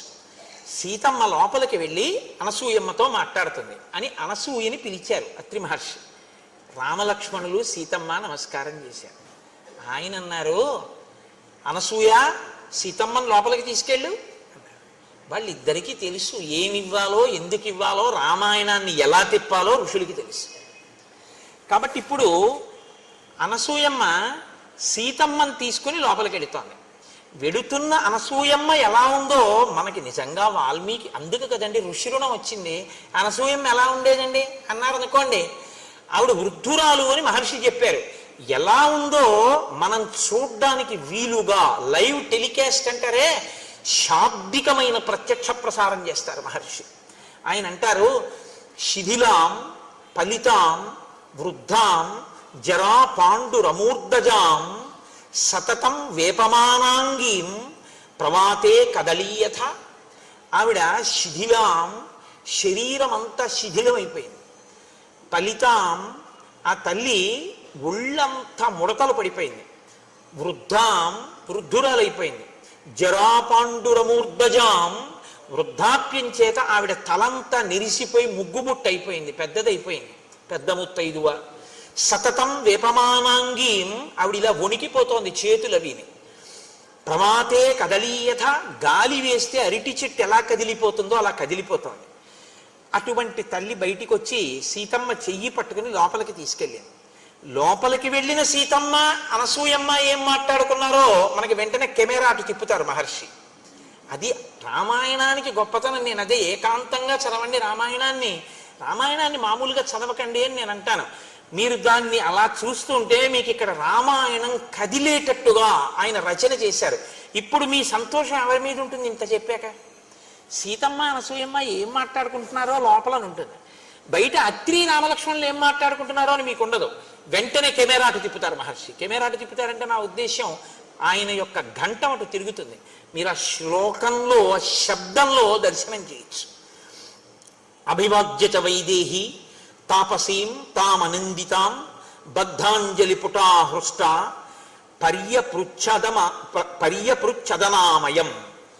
లోపలికి వెళ్ళినటువంటి సీతమ్మ అంజలి ఘటించింది. ఇలా అంజలి ఘటించి రెండు చేతులతో శిరస్సు ఉంచి నమస్కరించి ఆ తల్లిని తాపసీం అనిందితాం, అనిందత అంటే స్వచ్ఛమైన చరిత్ర కలిగిన అనసూయకి నమస్కారం చేసి, వెంటనే అనసూయమ్మంది, ఇంకా ఏమి పెద్ద హడావిడేం లేదండి, వెంటనే ఒక మాట అంది.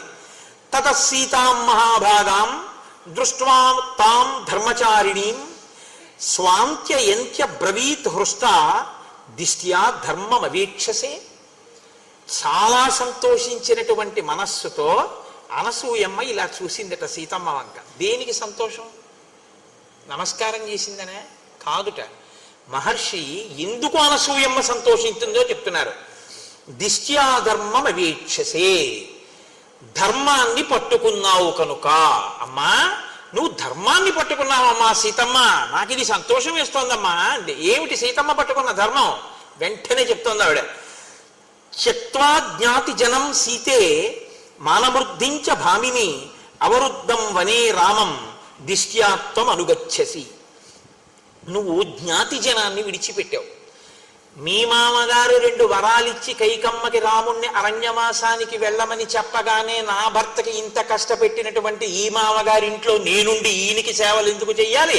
మీరు 14 ఏళ్ళు అరణ్యవాసానికి వెళ్ళి వచ్చి మీరు పట్టం కట్టుకున్న తర్వాత నేను వస్తాను, అప్పటి వరకు నేను పుట్టింట్లో ఉంటానని జనక మహారాజు గారి యొక్క కూతురు అయోనిజ అయినటువంటి సీతమ్మ అనుకుంటే అలా పుట్టింటికి వెళ్ళొచ్చు.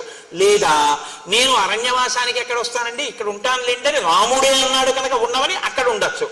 జ్ఞాతి జనాన్ని విడిచిపెట్టి అక్కడ ఉండక ఇక్కడ ఉండక మానవృద్ధించ భామిని, ఐశ్వర్యాన్నంతటినీ కూడా విడిచిపెట్టేసి అహంకారాన్ని విడిచిపెట్టేసి, రాముడి కన్నా ఒక విషయంలో సీతమ్మది ఒక మార్క్ ఎక్కువ, ఆవిడ అయోనిజ అయినా కూడా అవరుద్ధం వనే రామం, రాముడి వెనకాతల అడవికి వచ్చేసావు.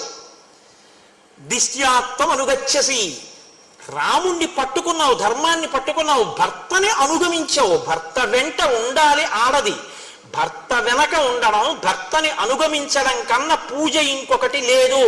ఎన్ని పూజలు చేసి ఇది వదిలినా అది 0, అన్నీ వదిలి ఇది ఉంటే పూర్ణం అన్న ధర్మాన్ని పట్టుకున్నావు సీత. అందుకు నేను సంతోషిస్తున్నాను. సీతమ్మ, నేను నీతో ఒక మాట చెప్పనా? నగరస్థో వనస్థో వా పాపో వా యదివా శుభ యాసాం స్త్రీణాం ప్రియో భర్త తాసాం లోకా మహోదయా. భర్త నగరంలో ఉండని అరణ్యంలో ఉండని, పాపిష్టివాడు కానీ పుణ్యాత్ముడు కానీ, ఆడది భర్తని ఉపాసన చేస్తే చాలు, భర్తని అనుగమిస్తే చాలు, ఆమె సమస్తమైనటువంటి శ్రేయస్సుని పొందుతుంది. భర్త ఎటువంటి వాడన్న దాన్ని బట్టి అనుగమించడం గొప్పతనం కాదు, భర్తని అనుగమించడం గొప్పతనం. కాబట్టి నువ్వు అలా అనుగమించావు, ఆయన అరణ్యానికి వచ్చిన అనుగమించావు. దీనికి నేను చాలా సంతోషిస్తున్నాను. సీత, నీతో నేను ఒక మాట చెప్తాను, బాగా విను. భర్త అన్న మాటకి ఒక గొప్ప నిర్వచనం చెప్పింది అనసూయమ్మ రామాయణంలో. నాతో విశిష్టం పశ్యామి బాంధవం విమృశంత్యహం సర్వత్ర యోగ్యం వైదేహి తపః కృతమివావ్యయం. ఒక వ్యక్తి గొప్ప తపస్సు చేశాడు. ఇప్పుడు ఆయన గొప్ప తపోనిష్టాగరిష్ఠుడైనటువంటి వాడు అలా వెళ్ళిపోతున్నాడు. ఆయనకి ఆకలేసింది, అది ఎడారి, ఏమీ దొరకలేదు. ఇప్పుడు ఆయనకి ఏమీ దొరకలేదు కాబట్టి ఆయనకి ఏమైనా బాధ ఉంటుందా? ఆయన తన తపశ్శక్తి చేత ఆయన తలుచుకుంటే అక్కడికి నదిని తీసుకురాగలడు. ఆయన సాక్షాత్ అన్నపూర్ణమ్మని పిలిచి అన్నం వడ్డించుకుని తినగలడు. నిన్నను చూడలా భరద్వాజ మహర్షి తపశ్శక్తి ఏమిటో మీరు? తపశ్శక్తి తన నుంచి వేరుపడకుండా తనలోనే ఉండి తనని రక్షిస్తున్నట్టు భర్త అనేటటువంటి వాడు భార్యకి సిద్ధమైన తపస్సు లాంటి వాడు, అలా రక్షిస్తూ ఉంటాడు. ఎక్కడికి వెళ్ళు ఆయన యొక్క అని కీర్తి పొందుతుంటాం.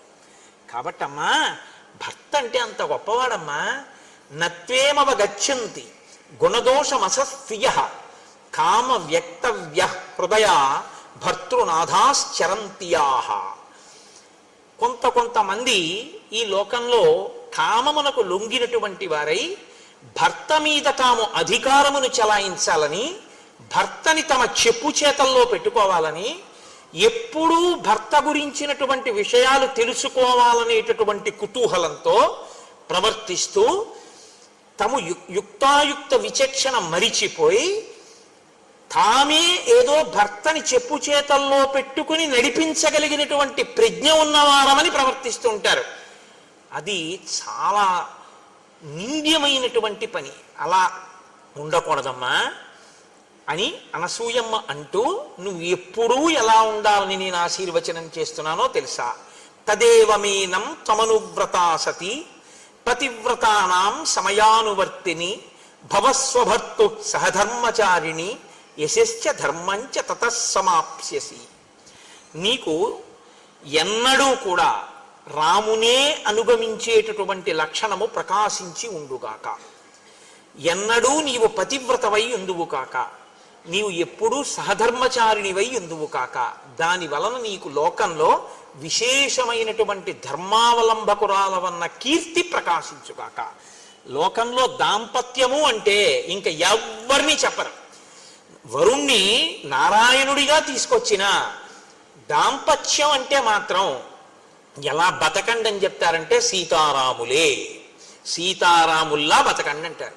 అంటే అంతగా ఒకరినొకరు అనుగమించిన వారై, ఒకరి మనసులో ఒకరుండి, ఆమెకు ఆయనకు అభేదమై ఇద్దరుగా తిరుగుతున్న ఒక్కరై బతకినటువంటి స్థితికి సీతారాముల దాంపత్యం పరాకాష్ఠగా ప్రతీకగా నిలబడుతుంది. కాబట్టి అనసూయమ్మ ఈ మాట చెప్పి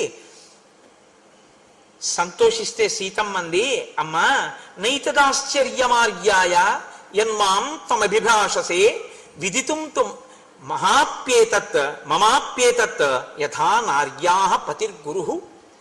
తల్లి, నీవు ఇంత మహాపతివ్రతవి కాబట్టి ఇటువంటి మాటలు చెప్పడం ఆశ్చర్యం లేదమ్మా. కానీ అమ్మా, నాకు కూడా ఈ విషయంలో మంచి పూనిక ఉంది. యథా నార్యాః పతిర్గురుః. పతి అనేటటువంటి వాణ్ణి ఎప్పుడూ ఆడది అనుగమించాలి అనేటటువంటి విషయంలో నేను పూనిక ఉన్నదానను. అమ్మా, లోకంలో గుణములు లేనటువంటి వాణ్ణి కూడా అనుగమించేటటువంటి వాళ్ళు ఉన్నారు పతివ్రతలై. తన కళ్ళెదుట వేరొక భార్యతో క్రీడిస్తున్నటువంటి వాణ్ణి కూడా క్షమించగలిగినటువంటి భార్యలు ఉన్నారు. లేదా మీకు రామాయణంలో ఏదైనా మండోదరి కనపడదా? మండోదరి పతివ్రత కాదా? మహాపతివ్రత. అమ్మ, వాళ్ళు గొప్ప తప్ప నేను రాముణ్ణి అనుగమించడం పెద్ద గొప్పతనం ఏముందమ్మా? రాముడు ఎటువంటి వాడో తెలుసా?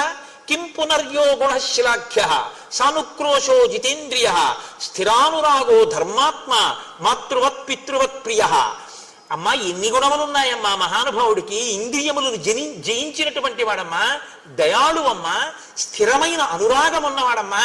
కొన్నాళ్ళు ఈ భార్య యందు అనురాగంతో ఉండి రేపు పొద్దున్న ఇంకో భార్యని స్వీకరించేటటువంటి లక్షణం ఉన్నవాడు కాదమ్మా ఆయన. స్థిరమైన అనురాగం ఉన్నవాడమ్మా. మాతృవత్ పితృవత్ ప్రియ. ఆయన తల్లి తండ్రి యందు ప్రేమ ఎలా ఉంటుందో నాకు రాముని యందు ప్రీతి అలా ఉంది, ప్రేమ అలా ఉంది. మీరు బాగా జ్ఞాపకం పెట్టుకోండి ఈ మాటలకు అర్థం. ఇవాళ ద మోస్ట్ డిస్టార్టెడ్ వర్డ్ ప్రేమ అంటే, నేను ఆంగ్ల భాష ఉపయోగించానని మన్నించండి, అంతగా ఏ పదము కూడా లోకంలో తప్పుగా వాడబడనటువంటి మాట ఏదైనా ఉంటే ప్రేమ అన్న మాటే. ప్రేమ అన్న మాటని ఎవరి ఇష్టం వచ్చినట్టు వాళ్ళు వాడేస్తున్నారు. కామము అన్న మాటని చెప్పవలసిన చోట అది చెప్పకుండా ప్రేమ అన్న మాటతో దాన్ని పూర్ణ చేస్తున్నారు. మీరు మాటని కానీ ఒక చోట చెప్పవలసిన దాన్ని ఇంకొక మాట పెట్టేస్తే జీవితాలు పడిపోతాయి. తెలుసా అండి?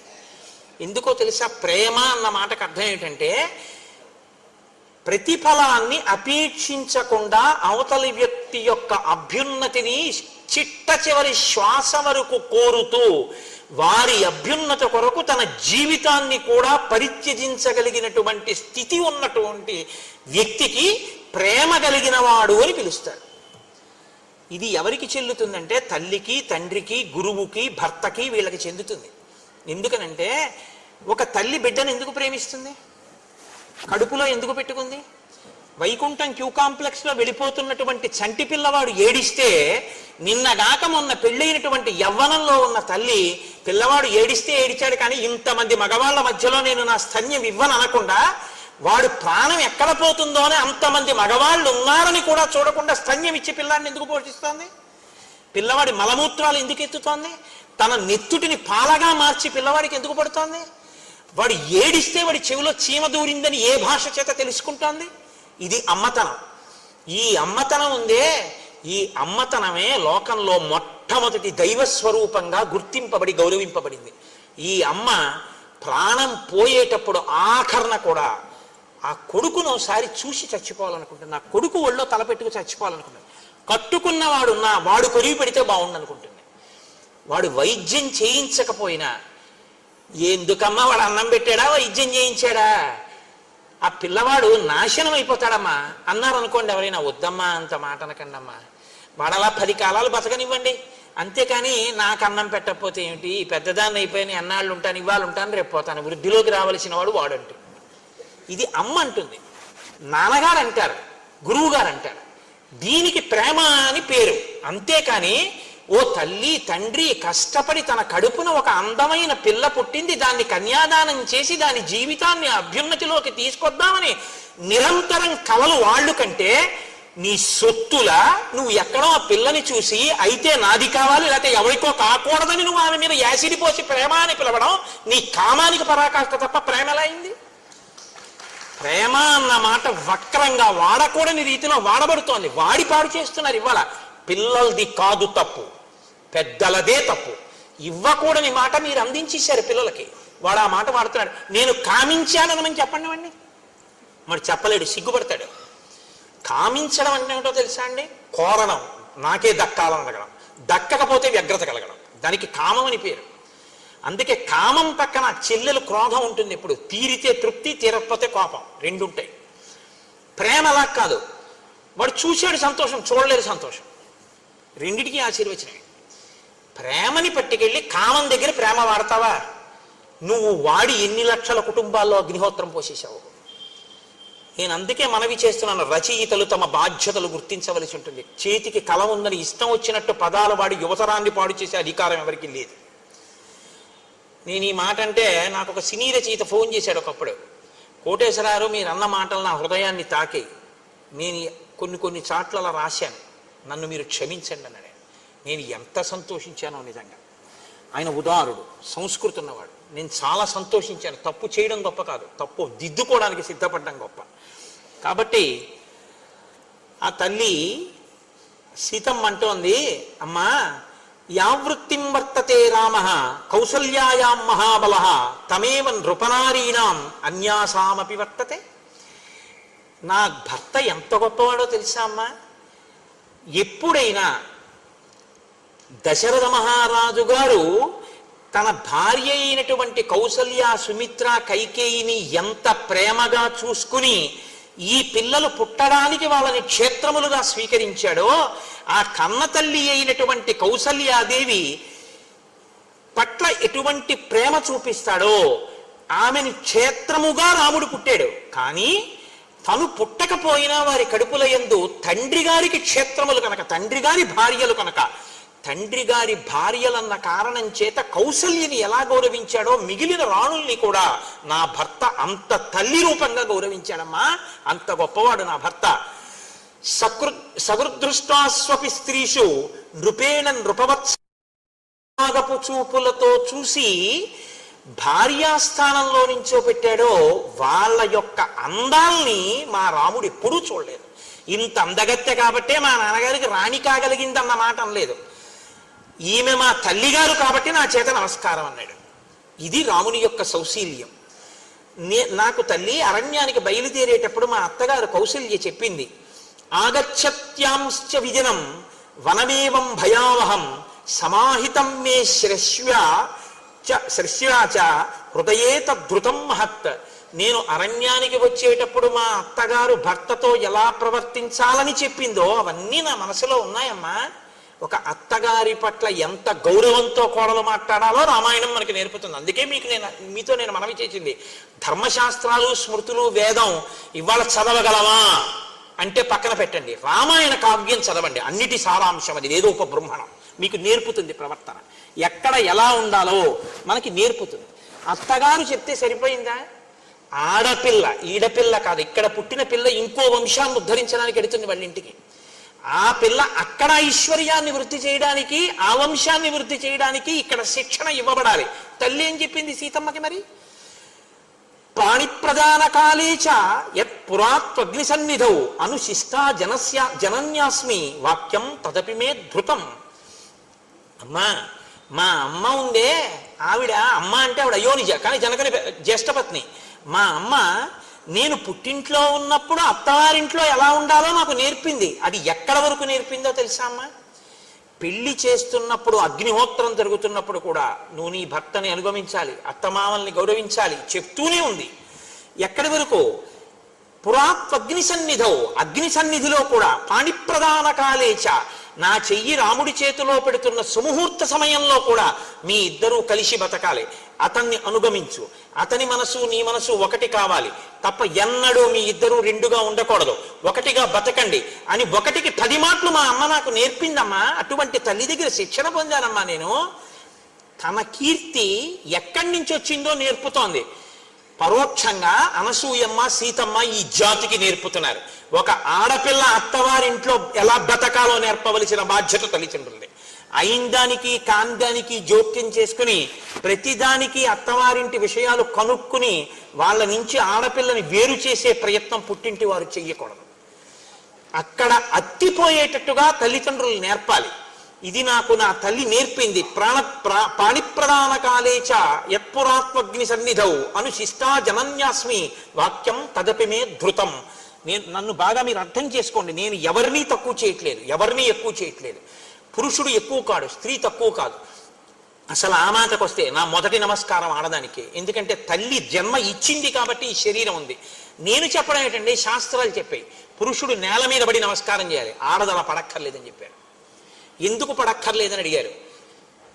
ఏ స్థానంలోంచి నువ్వు జన్మ పొందావో, ఏ 2 స్థానముల దగ్గర బతికుండడానికి పాలు తాగావో ఆ 2 గౌరవింపబడాలి, అవి నేలని తగలక్కర్లేదన్నారు. అందుకే ఆడది నేల మీద పడి నమస్కారం చేయదు. ఆడదానికి శాస్త్రాలు అంత పెద్దపీట వేసి గౌరవించేయి. నేను గౌరవించడం ఏంటి? శాస్త్రం నమ్మాను కాబట్టి నేను గౌరవిస్తున్నాను. కాబట్టి స్త్రీకి సనాతన ధర్మంలో, స్మృతిలో, శాస్త్రంలో వేసినంత పెద్దపీట బహుశా ఎక్కడా ఎవ్వరూ వేయరు.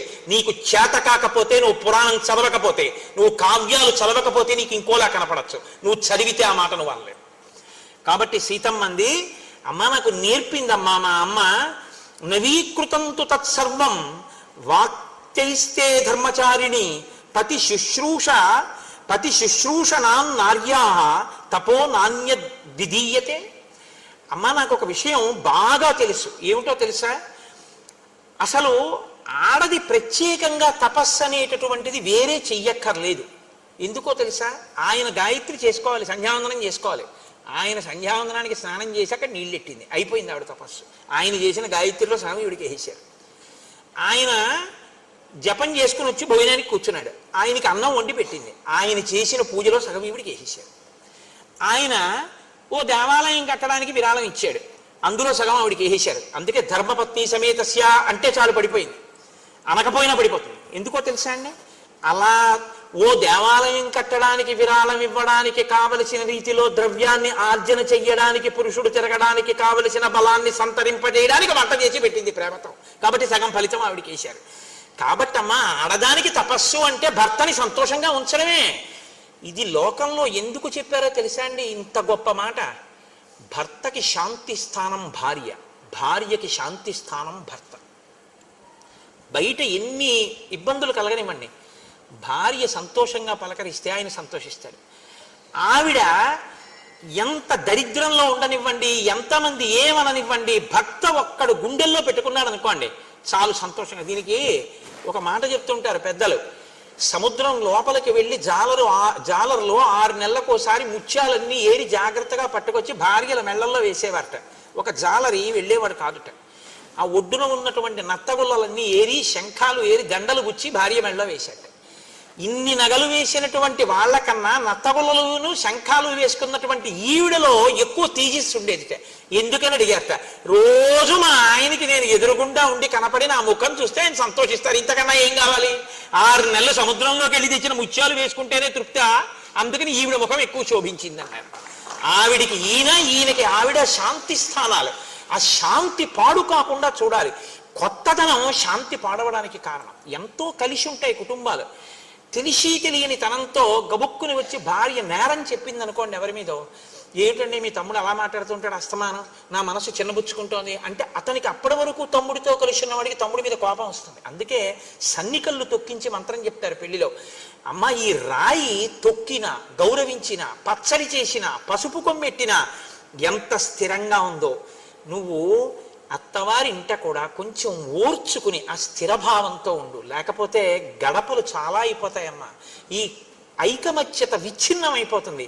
నువ్వు కొంచెం గట్టిగా నిలబడితే కుటుంబాలు కలిసి ఉంటాయి అని ఉదార బుద్ధితో వేదం నేర్పుతుంది. ఆడపిల్లకి ఎంత నేర్పుతుందో మగపిల్లవాడికి అంతా నేర్పుతుంది. చూసమండి, అన్ని మాకేనా అనకండి, మళ్ళీ అన్నీ నేర్పుతుంది. ఇప్పుడు నేను వివాహ మంత్ర ప్రాశస్త్యము అన్న విషయం మీద మాట్లాడటం లేదు కాబట్టి నేను వాడి జోలికి ఎక్కువగా వెళ్ళటం లేదు.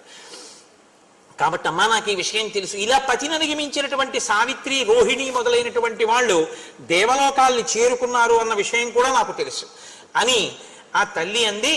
అమ్మా, నేను చాలా సంతోషించానంటే అనసూయమ్మంది, కింతే కరవాణి బ్రవీహిమే, నీకు ఒక వరం ఇద్దాం అనుకుంటున్నాను, ఏం వరం కావాలో కోరుకో, నీ మాటలకి సంతోషించాను సీతమ్మ అంది. అంటే ఆవిడంది, కృతమిత్యబ్రవీత్ సీత తపోబల సమన్వితాం. అమ్మా, నాకు ఇంకా వేరే కోరికలు ఏంటమ్మా, నాకు ఇంకా వేరే కోరికలు ఏమక్కర్లేదు, నువ్వు ఇంత మంచి మాటలు చెప్పావే అవే నాకు కోరికలు. ఈ మంచి మాటలు వినాలని కోరుకోవాలి. కాబట్టి అమ్మా, ఇంత మంచి మాటలు చెప్పావు, ఇంకింతకన్నా వరం ఏమిటమ్మా, నాకేం అక్కర్లేదు అంటే ఆవిడంది, కాదు కాదు, నేను ఏదో ఒకటి చేస్తే తప్ప నాకు తృప్తి లేదు.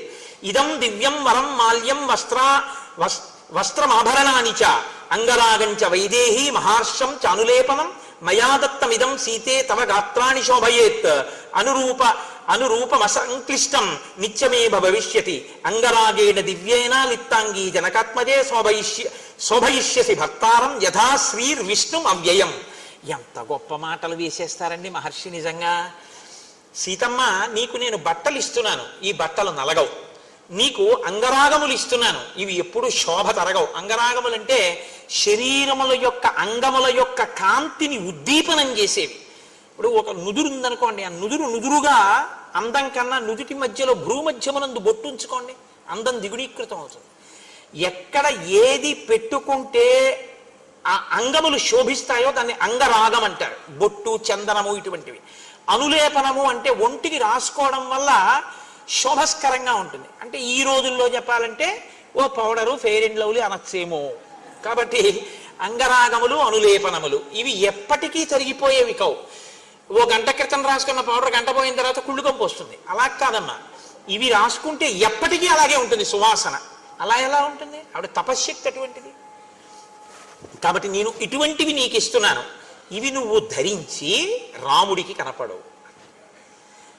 భార్య అందానికి సంతోషించవలసినటువంటి అధికారం లోకంలో భర్తదొక్కడిదే. ఆమె యొక్క అదృష్టానికి సంతోషించగలిగినటువంటి సుసంపన్నమైన హృదయం బిడ్డలందరిది. అందుకే కదా మనకు అమ్మవారు 2 రూపాల్లో ఉంటుంది. శివకామ సుందరి, లలితా త్రిపుర సుందరి. శివకామ సుందరిగా ఉంటే శివుని మనసులో కామం కలిగించగలిగినటువంటి భార్య, ఆయనకొక్కరికే అందం. మనకో లలితా త్రిపుర సుందరి, లోకానికంతటికీ జగజ్జనని, మనకే అమ్మ, ఆయనకి భార్య అయిన అందగత్తె. ఇది ఈ హృదయం కనపడాలి. ఇప్పుడు ఎవరికి కనపడాలి? రామలక్ష్మణుల దగ్గరికి వెడితే రాముడు ఆవిడ్ని చూస్తే నీలతో ఇద మధ్యస్థ విద్యుల్లేకే భువాస్వర, లక్ష్మితో కూడిన నారాయణుడిగా కనపడాలి ఇప్పుడు ఆ ఆనందంతో. లక్ష్మణుడు, అమ్మ మా వదిన ఎంత అదృష్టాన్ని పొందిందో, మా వదినమ్మకి ఇంత అదృష్టం కలిగిందని వదిన పక్కన అమ్మ చేర్చి వదినమ్మ అని మా వదినమ్మ ఇవన్నీ రాసుకొని 10 కాలాలు 5వ తనంతో ఇలా ఉండాలని బిడ్డడు కోరుకున్నట్టు సంతోషించాలి సీతారాముల్ని చూసి. లక్ష్మీనారాయణులు లక్ష్మణుడికి కనపడాలి. సీతమ్మని చూసి సంతోషించినటువంటి, ఆ శోభని చూసి సంతోషించినటువంటి హృదయపు పొంగు రాముడి ముఖంలో కనపడాలి. ఇవి అలా కనపడ్డాయిట వాళ్ళ దగ్గర. మనం ఎలా బతకాలో నేర్పుతారు. ఓ దంపతులు వస్తుంటే వాళ్ళిద్దరినీ చూసి అబ్బా లక్ష్మీనారాయణుల్లో ఉన్నారని నువ్వు అనగలగాలి. కాకి ముక్కుకి దొండపండు అన్న మాట దంపతుల మధ్య అనకూడదు, గుర్తుపెట్టుకోండి, ఎప్పుడు అనకూడదు. ఆవిడ చాలా బాగుంటుంది కానండి ఆయన బాగుండడనో, ఆయన చాలా బాగుంటారు కానండి ఆవిడ ఏం బాగుండదనో, అంత మహానుభావుడికి ఆవిడ భార్య ఏమిటండనో, ఆవిడికి ఈయన భర్త ఏమిటండనో ఎప్పుడు అనకూడదు. ఎప్పుడూ దంపతుల మధ్యలో ఏమనాలంటే వారు ఒకరికొకరు తగిన వారనే అనాలి. అందుకే శంకర భగవత్పాదులు శివానంద లహరి చేస్తే పార్వతీదేవి గొప్ప పరమశివుడు గొప్ప అంటే కళాభ్యాం చూడాలంకృత చికళాభ్యాం నిజతపఫలాభ్యాం అంటారు. ఒకరికొకరు ఒకరి తపస్సుకొకరు ఫలమైన వారంటారు. రుక్మిణీ కళ్యాణం చేస్తే పోతన గారు తగునీ చక్రి విదర్భరాజతకున్ తథ్యంబు వైదర్భయుం తగునీ చక్రికి ఇంత మంచి తగునే దాంపత్యమీ ఇద్దరిని తగులం కట్టిన బ్రహ్మ నెర్పరి కదా దర్పాహ తారాతి అయ్యి అంటారు. ఒకరికొకరు తగిన వారంటారు. పెద్దలైన వారు అలా మాట్లాడతారు. పెద్దరికం లేని చిన్న మనసులు లేకి మనసులు ఇంకోలా మాట్లాడతాయి. నీ మనసుని నువ్వు సుసంపన్నం చేసుకోవాలి. ఈ విషయాన్ని మనకి నేర్పుతుంది రామాయణం. కాబట్టి ఇప్పుడు సీతమ్మ తల్లి ఎంతో సంతోషంతో ఆ బట్టలు కట్టుకుని ఆ అంగరాగములు రాసుకుని ఆ అనసూయమ్మని సేవించింది. సేవించిన తరువాత అనసూయమ్మంది నీ కళ్యాణం గురించి నేను ఏదో విన్నాను, చాలా గొప్పగా చెప్తారు, ఏదో ఓసారి నీ కళ్యాణ ఘట్టం చెప్పండి. అప్పుడు చెప్తోంది కొన్ని రహస్యాలు. ఇవి బాలకాండలో మహర్షి చెప్పలేదు, ఇక్కడ చెప్తున్నారు. తస్య లాంగలహస్తస్య కర్షత క్షేత్రమండలం అహం కిలోత్థిత భిత్వా జగతీం నృపతేహే సుత. కొంతమంది ఏమంటారంటే ఏదో నాగటి చాలుకు దొరికింది, మందసంలో దొరికింది, పెట్టెలో దొరికింది అంటారు. సీతమ్మ అలా చెప్పలేదు. ఆవిడ ఏం చెప్పిందంటే మా తండ్రి గారు యజ్ఞం చేద్దామని భూమిని నాగలి చేత్తో పట్టుకుని దున్నుతూ విత్తనాల్ని చల్లుతున్నప్పుడు భూమి చీరుకున్న తర్వాత అందులోంచి నేను ఉద్ధిత పైకి ఇలా లేచాను. ఆవిడ భూమిలోంచి పైకి లేచింది. సమాం దృష్ట్వా నరపతి ముష్టి విక్షేప తత్పర పాంసు కుంఠిత సర్వాంగీం జనకో విస్మితో భవత్. చేతిలో విత్తనాలు పట్టుకు చల్లుతున్న మా తండ్రి నాగటి చాలు ఆ గాడిలోంచి ఇలా పైకి లేచినటువంటి నా ఒళ్ళంతా మట్టితో ఉంటే గబగబా వచ్చి బిడ్డలు లేని జనకుడు నన్ను తీసుకుని ఒళ్ళో కూర్చోపెట్టుకున్నాడు. కూర్చోపెట్టుకుని మనసులో నన్ను కుమార్తెగా భావన చేశాడు. అనపత్యేన చ స్నేహాత్ అంకమారోప్య చ స్వయం మమేయం తనేయత్యుక్త్వా స్నేహోమగి నిపాతిత. నన్ను స్నేహంతో సంతోషంగా నన్ను కుమార్తెగా చూసి ఒళ్ళో కూర్చోపెట్టుకున్నాడు. కూర్చోపెట్టుకోగానే ఈమె ఆయన కుమార్తె ఏనా దొరికింది తప్ప అయోనిజ. అయోనిజ నరకాంత కాదు కదండి. సీతమ్మ నరకాంత కాదు, స్పష్టం. నరకాంత అయితే నరుడికి జన్మించాలి, నరుడికి జన్మించలేదుగా. అయోనిజ కాబట్టి నరకాంత మాత్రం కాదు. నరకాంత మాత్రం కాదు కాబట్టి యోని సంభవ కాదు కాబట్టి దేవతాకాంత. ఇప్పుడు ఈమె నాకు కూతురు అని నేను ఎలా చెప్పాలి సమాజంలో అంటే అశరీరవాణి పలికిందిట పైనుంచి. అంతరిక్షేచవాగుప్త అప్రతిమా మనుషీకిల ఏవమేతన్నరపతే ధర్మేణ తనయాతవా. ఈమె నరకాంత కాదు, ఈమె అయోనిజ.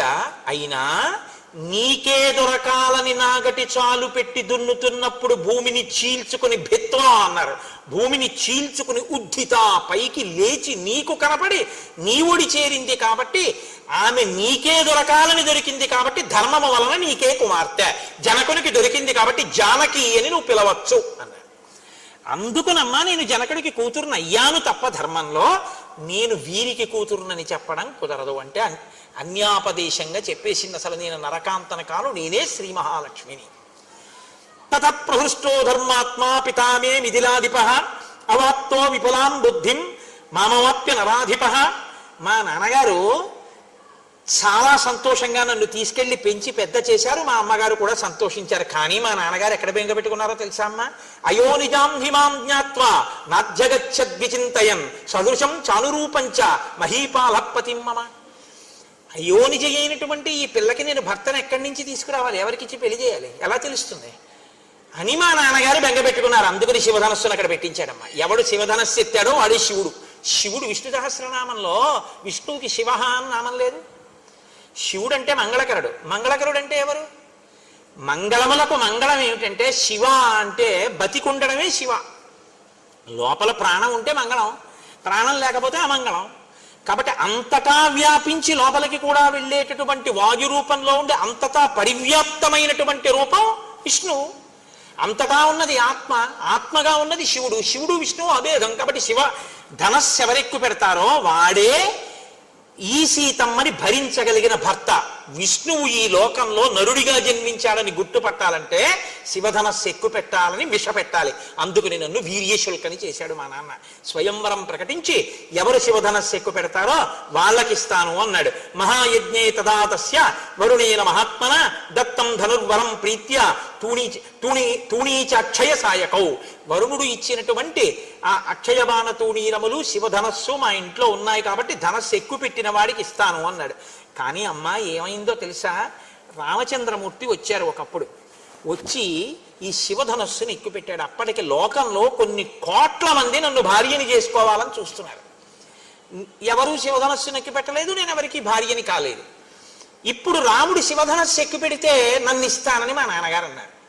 కాబట్టి రాముడు ఎంత సంతోషించాలి, యవ్వనంలో ఉన్న యువకుడైన రాముడు. అందులో సీతమ్మ స్వరూపం అంటే మాటలా జగదేక సుందరి ఆ తల్లి. అటువంటి తల్లిని తతోహం తత్ర రామాయ పిత్రా సత్యాభిసంధిన నిశ్చితా దాతుముద్యమ్య జలభాజనముత్తమం. శివధనుర్భంగం జరగగానే పిల్లనిచ్చేస్తానని మా నాన్నగారు ఒక స్వర్ణ కలశంలో నీళ్లు పట్టుకుని గబగబా వచ్చారు, నన్ను తీసుకొచ్చారు. సీత నిన్ను కన్యాదానం చేసేస్తున్నాను రాముడికి అన్నారు. అప్పుడు రాముడు ఏమన్నాడో తెలుసా అమ్మా, ఇవ్వడానికి నువ్వెవరు, పుచ్చుకోవడానికి నేనెవరు. మా గురువు గారు విశ్వామిత్రుడు ధనస్సు ఎక్కువ పెట్టమన్నారు, ఎక్కువ పెట్టాడు. నువ్వు ఎవరైనా ఎక్కువ పెడితే ఎక్కువ పెట్టండి అన్నావు, క్షత్రియుణ్ణి కాబట్టి ఎక్కువ పెట్టాను. ఇక పిల్లనివ్వడం అంటావా, నువ్వు ఇస్తానన్నావు కానీ పుచ్చుకోవడానికి నేను ఒప్పుకోవద్దు. అది పుచ్చుకోవడానికి వస్తువు కాదు పిల్ల. ఇప్పుడు నేను పుచ్చుకున్న తర్వాత నా భార్య అవుతుంది. నా భార్య అయితే దశరథ మహారాజు గారికి కోడలవుతుంది. కోడలైతే ఆ వంశ గౌరవాన్ని నిర్ణయిస్తుంది. కాబట్టి వంశ గౌరవాన్ని నిర్ణయించేటటువంటి కోడల స్థానంలో కూర్చోవలసిన వ్యక్తిని నిర్ణయించే అధికారం మా నాన్నగారిది. అంతేగాని ఇవ్వడానికి మీరెవరు, పుచ్చుకోవడానికి నేనెవరు. మా నాన్నగారికి చెప్పండి, ఆయన వచ్చి చూసి రామ ఈ పిల్ల పెళ్ళలో తాళి కట్టు అంటే అప్పుడు కడతా, అప్పుడు పుచ్చుకుంటా పాణిగ్రహణం అన్నాడు మా ఆయన. దీయమానాన్ నతు తదా ప్రతిజగ్రాహ రాఘవ అవిజ్ఞాయ పితుశ్చందం అయోధ్యాధిపతే ప్రభో. మా తండ్రి అయోధ్యాధిపతి దశరథుడు ఉన్నాడు, ఆయన కబురు చేయండి, ఆయన ఒప్పుకుంటే చేసుకుంటానన్నాడు మా ఆయన. ఇంకో ఆడదైతే ఇంత అందగత్తెని శివధనుర్భంగం అయింది, అయినా కూడా మా ఆయన మీన నిమిషాలు లెక్కెట్టాడు. వాళ్ళ నాన్నని అడుగుతానన్నాడు, ఈ పిచ్చి ప్రేమే కొంప ముంచింది, వరాలు ఇచ్చారని అరణ్యాలుగా పంపించాడు. మా ఆయనకి ఇప్పటికి బుద్ధి రాలేదు, ఇంకా నాన్న కూర్చెట్టుంది. సీతమ్మంది ఇప్పుడు కాదు, అప్పటి నుంచి మా ఆయనకి తండ్రి అంటే అంత ప్రేమ. పితృభక్తి పరాయణుడైనటువంటి భర్త నాకు దొరికినందుకు నేను గర్వపడిపోతున్నానమ్మా. ఈ కథ నీకొక్కదానికే చెప్పానమ్మా అంది సీతమ్మ. ఇది బాలకాండలో చెప్పలేదు మహర్షి. ఎందుకు చెప్పలేదంటే ఎక్కడ ఏ సమున్నత పాత్రకి చెప్పించాలో ఆ పాత్రకి చెప్పించాలి సీతమ్మతో. అనసూయమ్మ దొరికే వరకు ఈ కళ్యాణఘట్ట రహస్యాన్ని సీతమ్మ నోటి వెంట మహర్షి ఎవ్వరికి చెప్పించాల. అనసూయమ్మ కనపడ్డాక అనసూయమ్మకి చెప్పించారు. అంటే ఆవిడ వైభవం ఎంత గొప్పదో, అటువంటి అత్రి అనసూయమ్మ సంతానంలో పుట్టేటట్టుగా ఆత్రేయస గోత్రంలో పుట్టిన వారు ఎంత అదృష్టవంతులో మీరు ఆలోచించగలగాక. కాబట్టి అలా అమ్మా మా వివాహమైంది అన్న తర్వాత ఆ వస్త్రాలు కట్టుకుంది. తల్లి ఎంతో సంతోషించింది. ఆనాడు అందరూ ఆనందపడ్డారు. ఆ రాత్రి అక్కడ నిద్ర చేశారు. మరునాడు ఉదయం అత్రి మహర్షి యొక్క అనుమతి తీసుకుని సీతారాములు లక్ష్మణ సహితుడై దట్టమైనటువంటి అరణ్యంలోకి ప్రవేశించి తమ ప్రయాణాన్ని ప్రారంభించారు. అందరూ ఎంతో సంతోషంగా ఉన్నారు అన్న మంగళకర వాక్కు దగ్గర అయోధ్యకాండని పూర్తి చేసి రేపటి సాయంకాలం అరణ్యకాండ ప్రవచనాన్ని ప్రారంభం చేస్తారు. ఎంత గొప్ప గొప్ప మహర్షులు! ఇక అరణ్యకాండే మహర్షి అలా రచన చేశారు. బంధనము అంటే జుత్తు ఇలా విడిపోయి ఉండకూడదు. జటగా ఉన్నటువంటి జుత్తుకి ఇప్పటి రోజుల్లో అయితే దాన్ని ఏమిటంటారు, ఇలా పెట్టే ఆ రబ్బర్ బ్యాండ్ అంటారే, అలా ఉన్నదాంతో ఆ జుత్తు కట్టాలి. ఆ జుత్తు కట్టడం గొప్ప పూజ శాస్త్రంలో. కాబట్టి ఇప్పుడు ఆ తల్లి అనసూయమ్మగా కూర్చోవడానికి యోగ్యురాలైన తల్లి, లేదా ఆమె అనసూయమ్మ ఒక ఘనాపాఠి గారి యొక్క ధర్మపత్ని, ఆ తల్లి ఇచ్చేశారు. ఆవిడ్ని తీసుకొచ్చి చక్కగా ఆ పూజ చేయిస్తారు. ఆవిడికి అంగరాగములు రాస్తారు, అంటే ఆవిడికి కూడా పౌడరు మొదలైనవి రాస్తారు. చక్కగా బొట్టు ఉంచుతారు, కాటుకు ఉంచుతారు. ప్రత్యక్ష నివేదన మంత్రంతో ఆవిడ చేతిలో పళ్ళు పెడతారు. ఆవిడ తింటారు. ఆవిడికి తాంబూలం ఇస్తారు. తాంబూలం చాలా గొప్ప సూచన ఐదోతనానికి. అందుకే శంకరాచార్యులు వారు సౌందర్యలహరిలో తాంబూలం మీద శ్లోకాలే చేసేసారు. రణీజిత్వా దైత్యానపహృత శిరస్త్రై కవచిభి అంటూను. అందుకని ఆ తాంబూలం వేసుకుంటారు. ఆ జటాబంధనం పెడతారు, పువ్వులు పెడతారు, ఆవిడ కాళ్ళు కడుగుతారు, కాళ్ళు తుడుస్తారు. తర్వాత చక్కగా ఆవిడికి ఆ పాదములకు పారాణి పెడతారు. అప్పుడు ఆవిడికి పూజ చేస్తారు. అవన్నీ మీ అందరూ చూసి ఆనాడు సీతమ్మ ఎంతటి అనుగ్రహాన్ని పొందిందో మీ అందరూ కూడా అటువంటి అనుగ్రహాన్ని పొందండి. మనకి శాస్త్రంలో నియమం ఏమిటో తెలుసా అండి? 2 కారణముల చేత నాకు అక్కర్లేదు ఈ ఫలితాన్ని అని విడిచిపెట్టేసుకుంటారు. నాకు అక్కర్లేదండి ఇది చూసిన ఫలితం, దీన్ని నేను అంత చూడవలసిన విషయంగా భావించట్లేదు, ఆవిడంత పూజనీయురాలు కాదు, అనసూయమ్మని పూజించాలా, మేము అవమానిస్తాం అనాలంటే 2 పద్ధతులు చెప్తారు. ఒకటి, భక్తి ఉన్న పూజ జరుగుతున్నప్పుడు పక్క వాళ్ళతో మాట్లాడితే మీరు ఎంత పుణ్యాన్ని చూసి పొందారో అది పక్క వాళ్ళకి వెళ్ళిపోతుంది. నేను ధర్మశాస్త్రం చెప్తున్నాను, అందుకే పూజలో మాట్లాడరు, కారణం అదే, పక్క వాళ్ళకి వెళ్ళిపోతుంది. 2, అటువంటి గొప్ప పూజ జరుగుతున్నప్పుడు నిలబడి ఉంటే అవమానించినట్టు లెక్క. అందుకే సభలో నిలబడరు. మీరు చూడండి, ప్రభువు సభ తీర్చి ఉంటే ఎక్కడ ఉచితమైన ఆసనములను అలంకరించేది అంటారు. ఇక్కడ కూర్చోవడమా ఇక్కడ కూర్చోకపోవడమా అనే ఉండదు, కూర్చుండిపోతారు తప్ప నిలబడి ఉండకూడదు. ఇది విన్నాక కూడా నిలబడితే దాని అర్థం ఏమిటనుకోవాలి నేను? అంటే అనసూయమ్మ పూజ పట్ల మాకు ఆ గౌరవం లేదయా నువ్వు చెప్తున్నావు కానీ అని వారు అంటున్నారని నేను గుర్తించవలసి ఉంటుంది. అలాంటి వారు ఈ సభలో ఉన్నారని నేను అనుకోవట్లేదు. కాబట్టి చోటు లేకపోతే వాళ్ళు ముందుకొచ్చి కూర్చోవడానికి అవకాశం ఇచ్చినాం.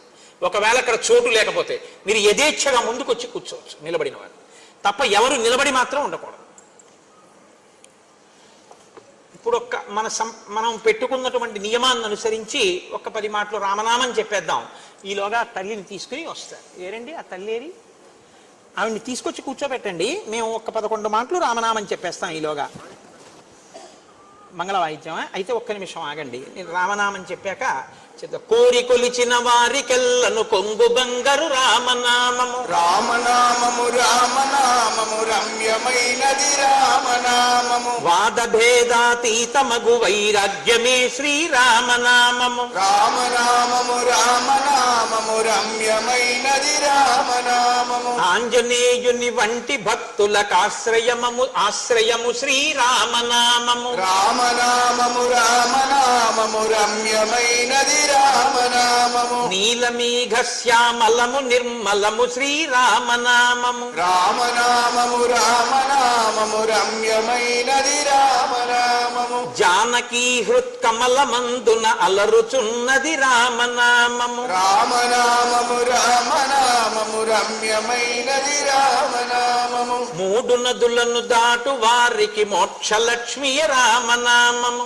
రామనామము రామనామము రమ్యమైనది రామనామము, భక్తితో ప్రహ్లాదుడడిగిన వరములు సగెను రామనామము, రామనామము రామనామము రమ్యమైనది రామనామము, ఎందరో మహానుభావుల డంగమాయను రామనామము, రామనామము రామనామము రమ్యమైనది రామనామము, కోటి జన్మల పాపమెల్లను రూపుమాపును రామనామము, రామనామము రామనామము రమ్యమైనది రామనామము, పాలు మీగడ పంచదారల పక్వమే శ్రీరామనామము. రామ మహేశ్వర పరబ్రహ్మార్పణమస్తు. స్వస్తి. అయ్యా తీసుకురండి.